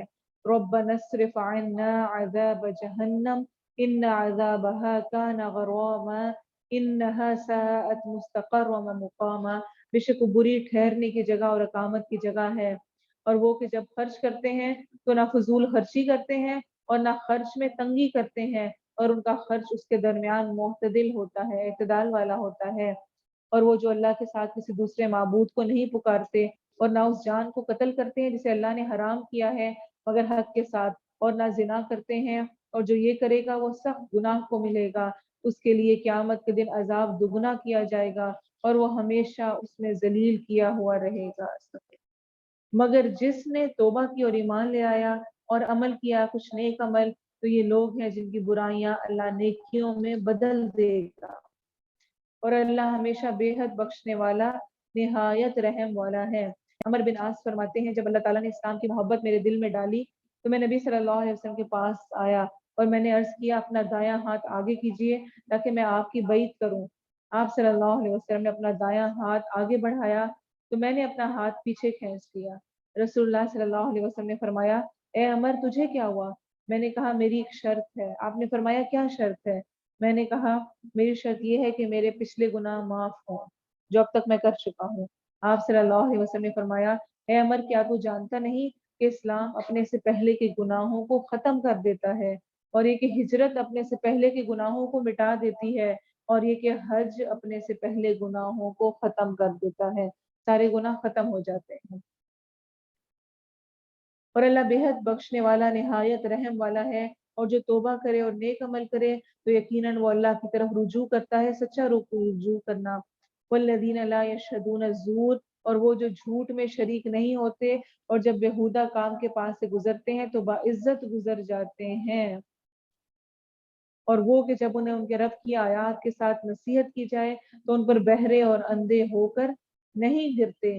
اور وہ جو کہتے ہیں ربنا هب لنا من ازواجنا وذریاتنا قرۃ اعین وجعلنا للمتقین اماما، اے ہمارے رب ہمیں ہماری بیویوں اور اولادوں سے آنکھوں کی ٹھنڈک عطا فرما اور ہمیں پرہیزگاروں کا امام بنا. ازدواجی زندگی میں خوشحالی یا ایک محبت والا ماحول رکھنے کے لیے دعا بہت بہترین ہے. اس دعا کو ضرور مانگا کریں اپنے شوہر اپنے بچوں کو ذہن میں رکھتے ہو کہ میرے شوہر، یہاں پہ ازواج کا لفظ استعمال ہوئے جو ہم جانتے ہیں شوہر کا بیوی کے لیے اور بیوی کا شوہر کے لیے ہے، کہ جو دعا مانگے تو اس کا اپوزٹ کے لیے ہوگا کہ میرے شوہر اور اولاد سے مجھے آنکھوں کی ٹھنڈک دے، پرسکون بنا، گھر کا ماحول سکون والا ہو، اس سے ناراضگیاں لان تان اور طرح طرح کے مسئلے ان سے نجات. وَجَعَلْنَا لِلْمُتَّقِينَ إِمَامًا، اور میری اولاد کو نیک بنا، متقی. اگر وہ متقی ہوں گے تو ظاہر سی بات ہے کہ ہم متقین کے امام بنیں گے ہماری وجہ سے، ان کے ہم ان کو سکھانے والے اور وہ آگے، تو متقین کے امام آٹومیٹیکلی انسان ہوگا. تو وَجَعَلْنَا لِلْمُتَّقِينَ إِمَامًا أُولَٰئِكَ يُجْزَوْنَ الْغُرْفَةَ بِمَا صَبَرُوا، یہ لوگ ہیں جنہیں جزا میں بلند و بالا مہر عطا کیے جائیں گے اس لیے کہ انہوں نے صبر کیا. اللہ، بڑا مشکل کام ہے صبر، لیکن جنت میں جب ذکر آیا نا جنت پانے کے لیے تو صبر کا ہی آیا. غصے کا گھونٹ پی لینا، برداشت کر جانا، خاموش ہو جانا، چھوڑ دینا، معاف کر دینا، کوئی بات نہیں، کیا ہو جائے، جس نے کر دیا تو کیا ہو جائے گا، اینڈ کیا ہوگا، اینڈ سوچ لیا کریں پھر کیا ہوگا، یہ نہیں ہوا تو اور کیا ہو جائے. تو ان کے لیے غرفے ہوں گے، بلند و بالا محل ہوں گے اس لیے کہ انہوں نے صبر کیا، اور اس میں ان کا استقبال زندگی کی دعا اور سلام کے ساتھ کیا جائے گا. ہمیشہ اس میں رہنے والے ہیں، وہ ٹھہرنے اور رہنے کی اچھی جگہ ہے. کہہ میرا رب تمہاری پرواہ نہیں کرتا، اگر تمہارا پکارنا نہ ہو تو بے شک تم نے جھٹلا دیا تو ان قریب اس کا انجام چمٹ جانے والا ہوگا. تو شعراء مکی صورت ہے، شروع اللہ کے نام سے جو بہت مہربان نہایت رحم کرنے والا ہے. تواسیم میم، یہ واضح کتاب کی آیات ہیں. شاید تو اپنے آپ کو ہلاک کرنے والا ہے اس لیے کہ وہ مومن نہیں ہوتے. اگر ہم چاہیں تو ان پر آسمان سے کوئی نشانی اتار دیں، پھر اس کے سامنے ان کی گردنیں نیچی ہو جائیں اور ان کے پاس رحمان کی طرف سے کوئی نصیحت نہیں آتی جو نہیں ہو مگر وہ اس سے منہ موڑنے والے ہوتے ہیں. بس بے شک وہ جھٹلا چکے، سو ان کے پاس جلد ہی اس چیز کی خبریں آ جائیں گی جس کا وہ مذاق اڑایا کرتے تھے. اور کیا انہوں نے زمین کی طرف نہیں دیکھا کہ ہم نے اس میں کتنی چیزیں ہر عمدہ قسم میں سے اگائی ہیں، بے شک اس میں یقیناً عظیم نشانی ہے اور ان کے اکثر ایمان لانے والے نہیں تھے. اور بے شک تیرا رب یقیناً وہی سب پر غالب نہایت رحم والا ہے. اور جب تیرے رب نے موسیٰ علیہ السلام کو آواز دی کہ ان ظالم لوگوں کے پاس جا، فرعون کی قوم کے پاس، کیا وہ ڈرتے نہیں؟ اس نے کہا اے میرے رب بے شک میں ڈرتا ہوں کہ وہ مجھے جھٹلا دیں گے، اور میرا سینہ تنگ پڑتا ہے اور میری زبان نہیں چلتی، تو ہارون کی طرف پیغام بھیج، اور ان کا میرے ذمے ایک گناہ ہے، بس میں ڈرتا ہوں کہ وہ مجھے قتل کر دیں گے. فرمایا ہرگز ایسے نہ ہوگا، سو تم دونوں ہماری نشانیوں کے ساتھ جاؤ، انا معکم مستمعون، بے شک ہم تمہارے ساتھ خوب سننے والے ہیں. جب اکیلے ہونے کا خوف ہونا یاد کر لیا کریں، اللہ کی طرف دعوت دیتے ہوئے انسان کبھی اکیلا نہیں ہوتا. اللہ کی ذات، اس کی مدد ہمیشہ انسان کے ساتھ شامل ہوتی ہے. تو تم دونوں فرعون کے پاس جاؤ اور اس سے کہو کہ بلا شبہ ہم رب العالمین کا پیغام پہنچانے والے ہیں، یہ کہ تو بنی اسرائیل کو ہمارے ساتھ بھیج دے. اس نے کہا کیا ہم نے تجھے اپنے اندر اس حال میں نہیں پالا کہ تو بچہ تھا اور تو ہم میں اپنی عمر کے کئی سال رہا اور تو نے اپنا وہ کام کیا جو تو نے کیا اور تو ناشکروں میں سے ہے. کہا میں نے اس وقت وہ کام اس حال میں کیا کہ میں خطا کاروں میں سے تھا. کون سا کام؟ جو ایک دو انشاءاللہ اس کی ڈیٹیل آگے آئے گی. دو شخص لڑ رہے تھے اور اس نے موسیٰ علیہ السلام نے اپنی قوم کے بندے کو بچاتے ہوئے دوسرے کو ایک مکہ مارا، اور اس مکے سے ہی وہ بندہ فوت ہو گیا تھا. تو اس پر جب ان کی پکڑ ہونے لگی تو وہاں سے مدین کی جانب نکل گئے تھے. اس کا ذکر ہے کہ جب تم نے وہ کام کیا جو تو نے کیا، یعنی تو نے کوئی اچھا کام نہیں کیا تھا. تو موسیٰ علیہ السلام آگے سے انکار نہیں کرتے. بندہ مومن کا رویہ بھی یہی ہوتا ہے، بڑی سے بڑی خطا بھی ہو جائے اس کا اقرار کر لینا، ایکسپٹ کر لینا، ہاں مجھ سے غلطی بھی ہے، ہاں مجھے اس وقت غصہ آیا ہوا تھا، میں نے سخت بولا، ہاں مجھ سے اس وقت فلاں چیز ہو گئی تھی، میں نے غلط کیا ہے. اس کو مان لینا، سوری کر لینا، یہ اللہ کے ہاں بہت پسندیدہ ہے. اب وہ کیا کہہ رہے ہیں؟ قال فعلتها، ہاں میں نے اس وقت کیا تھا، وانا من الضالین، اور تب میں گمراہوں میں سے تھا، تب مجھے سمجھ نہیں تھی. اچھا آج بھی انسان کوئی بھی جب نیکی کی طرف بڑھنے لگتا ہے تو لوگ اس کو باتیں سنا سنا کے جینے نہیں دیتے. دیکھا ہوا تم کیسی تھی، پتہ ہے ہمیں فلاں وقت میں تم کیا کرتی تھی، اب خود تم نے برقع پہننا شروع کیا تو ہمیں بھی نصیحتیں شروع ہو گئی ہیں. देखा हुआ है हमने तुम्हें भी कि अगर कुछ तुमने नहीं किया हुआ और 1000 मिसालें दी जाती हैं, मुहावरे सुनाए जाते हैं कि अब हज को चल पड़ी है। तो उस सूरत में बजाय इसके कि आप चिड़े और नाराज हों, एक्सेप्ट करें, हाँ उस वक्त मैं गुमराह थी, मुझे हिदायत नहीं थी, अब अल्लाह ने हिदायत दी है, अल्हम्दुलिल्लाह अब समझ आ गई है, तो अब मैं क्यों वो काम करूं। तो मूसा अलैहिस्सलाम ने भी यही रवैया इख्तियार किया, कहा उस वक्त मैंने किया था, उस वक्त मैं गुमराहों में से था, खताकार था, गलती हो गई थी मुझसे, फिर मैं तुमसे भाग गया, जब मैं तुमसे डरा तो मेरे रब ने मुझे हुक्म अता किया और मुझे रसूलों में से बना दिया। और ये कोई एहसान है जो तू मुझ पर जतला रहा है कि तूने बनी इसराइल को गुलाम बना रखे हैं, कोई एहसान वाली बात है, या हमारा एहसान है कि तूने हमारे लोगों को गुलाम बना के रखा हुआ है। फिरौन ने कहा और रब्बुल आलमीन क्या चीज है कौन रब्बुल आलमीन। कहा जो आसमान और जमीन का रब है और उसका भी जो उन दोनों के दरमियान है, अगर तुम यकीन करने वाले हो। उसने उन लोगों से कहा जो उसके इर्द गिर्द थे, क्या तुम गौर से नहीं सुनते। कहा जो तुम्हारा रब और तुम्हारे पहले बाप दादा का रब है। कहा यकीनन तुम्हारा ये पैगंबर जो तुम्हारी तरफ भेजा गया है जरूर पागल है। उसने कहा जो मशरिक और मगरिब का रब है और उसका भी जो उन दोनों के दरमियान है, अगर तुम समझते हो। कहा यकीनन अगर तूने मेरे सिवा किसी और को माबूद बनाया तो मैं तुझे जरूर ही कैद किए हुए लोगों में शामिल कर दूंगा। कहा क्या अगरचे मैं तेरे पास कोई वाजिया चीज ले आऊं। उसने कहा तू उसे ले आ अगर तू सच्चों में से है। बस मूसा अलैहिस्सलाम ने अपनी लाठी फेंकी तो अचानक वो वाजिया अजदहा थी, और अपना हाथ निकाला तो अचानक वो देखने वालों के लिए सफेद चमकदार था। उसने उन सरदारों से कहा जो उसके इर्द गिर्द थे, यकीनन ये तो एक बहुत माहिर फन जादूगर है जो चाहता है कि अपने जादू के साथ तुम्हें तुम्हारी सरजमीन से निकाल दे। तो तुम क्या हुक्म देते हो। उन्होंने कहा उसे और उसके भाई को मौखर रख और शहरों में जमा करने वाले भेज दे कि वो तेरे पास हर बड़ा जादूगर ले आए जो बहुत माहिर फन हो। तो जादूगर एक मुकर्रर दिन के तयशुदा वक्त के लिए जमा कर लिए गए और लोगों से कहा गया क्या तुम जमा होने वाले हो, यानी खूब सारों को इकट्ठा किया गया ये जानते हुए कि हम ही जीतेंगे। शायद हम उन जादूगरों के पैरोकार बन जाएं अगर वही गालिब रहें। फिर जब जादूगर आ गए तो उन्होंने फिरौन से कहा क्या वाकई हमारे लिए जरूर कुछ सिला होगा अगर हम ही गालिब हुए। कहा हाँ और यकीनन तुम उस वक्त जरूर मुकर्रब लोगों में से होगे। मूसा अलैहिस्सलाम ने उनसे कहा फेंको जो कुछ तुम फेंकने वाले हो। तो उन्होंने अपनी रस्सियां और लाठियां फेंकी और उन्होंने कहा फिरौन की इज्जत की कसम बेशक हम ही गालिब आने वाले हैं। फिर मूसा अलैहिस्सलाम ने अपनी लाठी फेंकी तो अचानक वो उन चीजों को निगल रही थी जो वो झूठ बना रहे थे। तो जादूगर नीचे गिरा दिए गए इस हाल में कि सजदा करने वाले थे। उन्होंने कहा हम तमाम जहानों के रब पर ईमान ले आए, मूसा और हारून के रब पर। कहा तुम उस पर ईमान ले आए इससे पहले कि मैं तुम्हें इजाजत दूं। बिलाशुबा ये जरूर तुम्हारा बड़ा है जिसने तुम्हें जादू सिखाया है, तो यकीनन तुम जल्दी जान लोगे। मैं जरूर हर सूरत तुम्हारे हाथ और तुम्हारे पाँव मुखालिफ सिमत से बुरी तरह काटूंगा और यकीनन तुम सबको जरूर बुरी तरह सूली दूंगा। उन्होंने कहा कोई नुकसान नहीं, बेशक हम अपने रब की तरफ पलटने वाले हैं। तो बड़ी से बड़ी तकलीफ भी हल्की हो जाती है, आसान हो जाती है जब इंसान अल्लाह की रजा के लिए करे और जब उसके सामने मकसद आखिरत में अल्लाह की रजा, वो रिवॉर्ड हो, तो ये दुनिया जो कि बहुत हकीर है उसकी सारी मुश्किलें कम लगने लगती हैं। बेशक हम लालच रखते हैं कि हमारा रब हमारे लिए हमारी खताएं माफ करेगा, इसलिए कि इस हम फॉर्म सबसे पहले ईमान लाने मेरे को वाले लग रहा बने हैं। है और ज्यादा हमने नहीं मूसा अलैहिस्सलाम की तरफ वही की कि मेरे बंदों को रात को ले चल, यकीनन तुम्हारा पीछा किया जाएगा।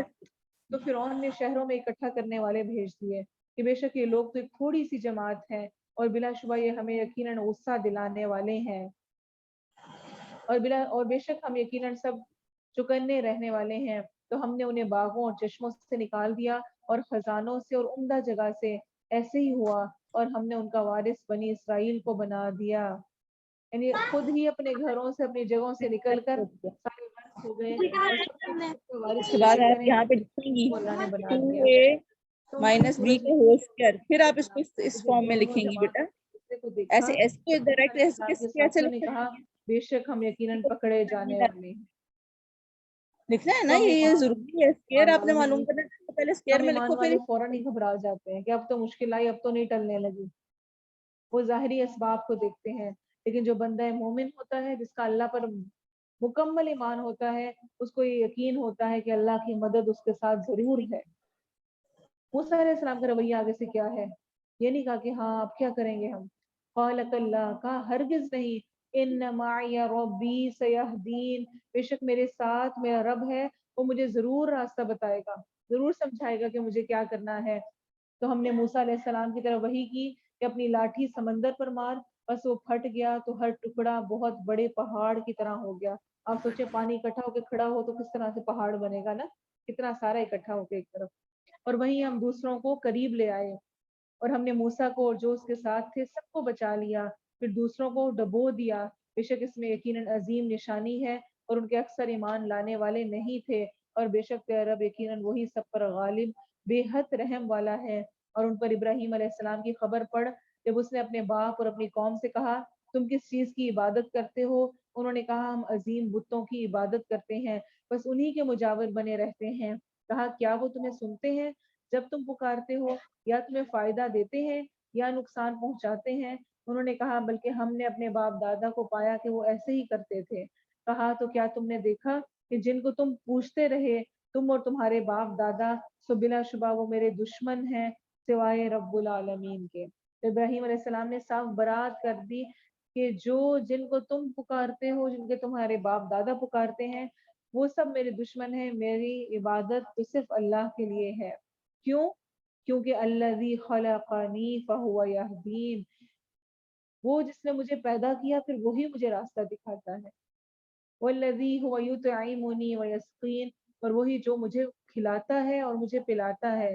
وَإِذَا مَرِضْتُ فَهُوَ يَشْفِينِ، اور جب میں بیمار ہوتا ہوں تو وہی مجھے شفا دیتا ہے۔ یہ سب کچھ کرنے والا وہ ہے تو میں کسی اور کو کیوں پکاروں؟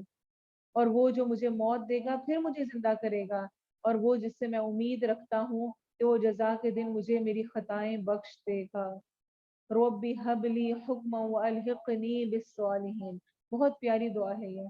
اے میرے رب مجھے حکم عطا کر اور مجھے نیک لوگوں کا ساتھ دے، وجعل لی لسان صدق فی الاخرین، اور پیچھے آنے والوں میں میرے لیے سچی ناموری رکھ، یعنی کہ جو میرے بعد میں آنے والے ہیں وہ مجھے اچھے الفاظ کے ساتھ یاد کرنے والے ہیں۔ اور آپ کی یہ دعا قبول ہوئی، اور آپ دیکھیں ابراہیم علیہ السلام، یہودی، عیسائی، مسلمان، ہر مذہب میں ان کو ایک اعلیٰ مقام حاصل ہے، سب ان کی نیک نامی کو جانتے ہیں۔ اور مجھے نعمت کی جنت کے وارثوں میں سے بنا، وجعلنی من ورثۃ جنت النعیم، اور میرے باپ کو بخش دے، یقیناً وہ گمراہوں میں سے تھا۔ ولا تخزنی یوم یبعثون، اور مجھے رسوا نہ کرنا جس دن لوگ اٹھائے جائیں گے۔ ولا تخزنی یوم یبعثون۔ رات کو سوتے ہوئے بھی ہمیں یہ دعا سکھائی گئی ہے نا، اللہم قنی عذابک یوم تبعث عبادک۔ آپ صلی اللہ علیہ وسلم رات کو سوتے ہوئے یہ دعا پڑھا کرتے تھے، اے اللہ مجھے اپنے عذاب سے بچا لینا، اللہم قنی عذابک یوم تبعث عبادک، جس دن تو اپنے بندوں کو اٹھا کھڑا کرے گا، اس دن اپنے عذاب سے مجھے بچا لینا، اس دن کی رسوائی سے بچا لینا، جس دن نہ کوئی مال فائدہ دے گا اور نہ بیٹے، مگر جو اللہ کے پاس سلامتی والا دل لے کر آیا، قلب سلیم، سلامت دل، گناہوں سے، شرک سے، کینہ، بغض، حسد، دل کی بیماریوں سے جو صاف ہوگا، اس دن اس کا دل اس کو فائدہ مند ہوگا۔ وَأُزْلِفَتِ الْجَنَّةُ لِلْمُتَّقِينَ، اور متقی لوگوں کے لیے جنت قریب لائی جائے گی، اور گمراہ لوگوں کے لیے بھڑکتی آگ ظاہر کر دی جائے گی، اور ان سے کہا جائے گا کہاں ہیں وہ جنہیں تم پوچھتے تھے اللہ کے سوا؟ کیا وہ تمہاری مدد کرتے ہیں یا اپنا بچاؤ کرتے ہیں؟ پھر وہ اور تمام گمراہ لوگ اس میں اوندھے منہ پھینک دیے جائیں گے، اور ابلیس کے تمام لشکر بھی۔ اور وہ کہیں گے جبکہ وہ اس میں جھگڑ رہے ہوں گے، اللہ کی قسم بے شک ہم یقیناً کھلی گمراہی میں تھے جب ہم تمہیں جہانوں کے رب کے برابر ٹھہراتے تھے، اور ہمیں گمراہ نہیں کیا مگر ان مجرموں نے۔ اب نہ ہمارے لیے کوئی سفارش کرنے والا ہے اور نہ کوئی دلی دوست، تو کاش کہ ہمارے لیے واپس جانے کا ایک موقع ہو تو ہم مومنوں میں سے ہو جائیں، بے شک اس میں یقیناً عظیم نشانی ہے، اور ان کے اکثر ایمان والے نہیں تھے، اور بے شک تیرا رب یقیناً وہی سب پر غالب نہایت رحم والا ہے۔ وآخر دعوانا ان الحمد للہ رب العالمین۔ سبحان ربک رب العزت عما یصفون وسلام علی المرسلین والحمد للہ رب العالمین۔ والعصر ان الانسان لفی خسر الا الذین آمنوا وعملوا الصالحات وتواصوا بالحق وتواصوا بالصبر۔ या अल्लाह जो कुछ हमने पढ़ा सुना उस पर हमें अमल की तौफीक अता फरमा, और इस मजलिस को, इस बैठने को, इस सीखने को हमारे लिए क़यामत के दिन हुज्जत का बाइस बना देना, आमीन। इंशाल्लाह हमारा मुकम्मल होने जा रहा है कुछ अरसे में, तो मैं चाहूँगी आपसे अभी से कि जो लोग ऑनलाइन सुन रहे हैं और जो सामने बैठ के सुन रहे हैं, आप अपने कुछ थोड़े से तासुरात लिखें, थोड़ा सा लिखें कि आपने दूरे कुरान लेते हुए क्या सीखा, खास तौर पे किस चीज़ में अमल करना शुरू किया, क्या तब्दीली वाक़या हुई। अगर आप पहली दफ़ा ले रहे हैं तो आपके लिए कैसा तजर्बा था, और अगर पहले भी ले चुके हैं तो अब इस दफ़ा क्या मुख्तलिफ था, उसको ज़रूर शेयर करें। इंशाल्लाह जो आखिरी दिन होगा हमारा दूरे कुरान का, उसमें आप में से कुछ के तासुरात इंशाल्लाह लिए जाएंगे। ठीक है। अस्सलामु अलैकुम व रहमतुल्लाहि व बरकातहू।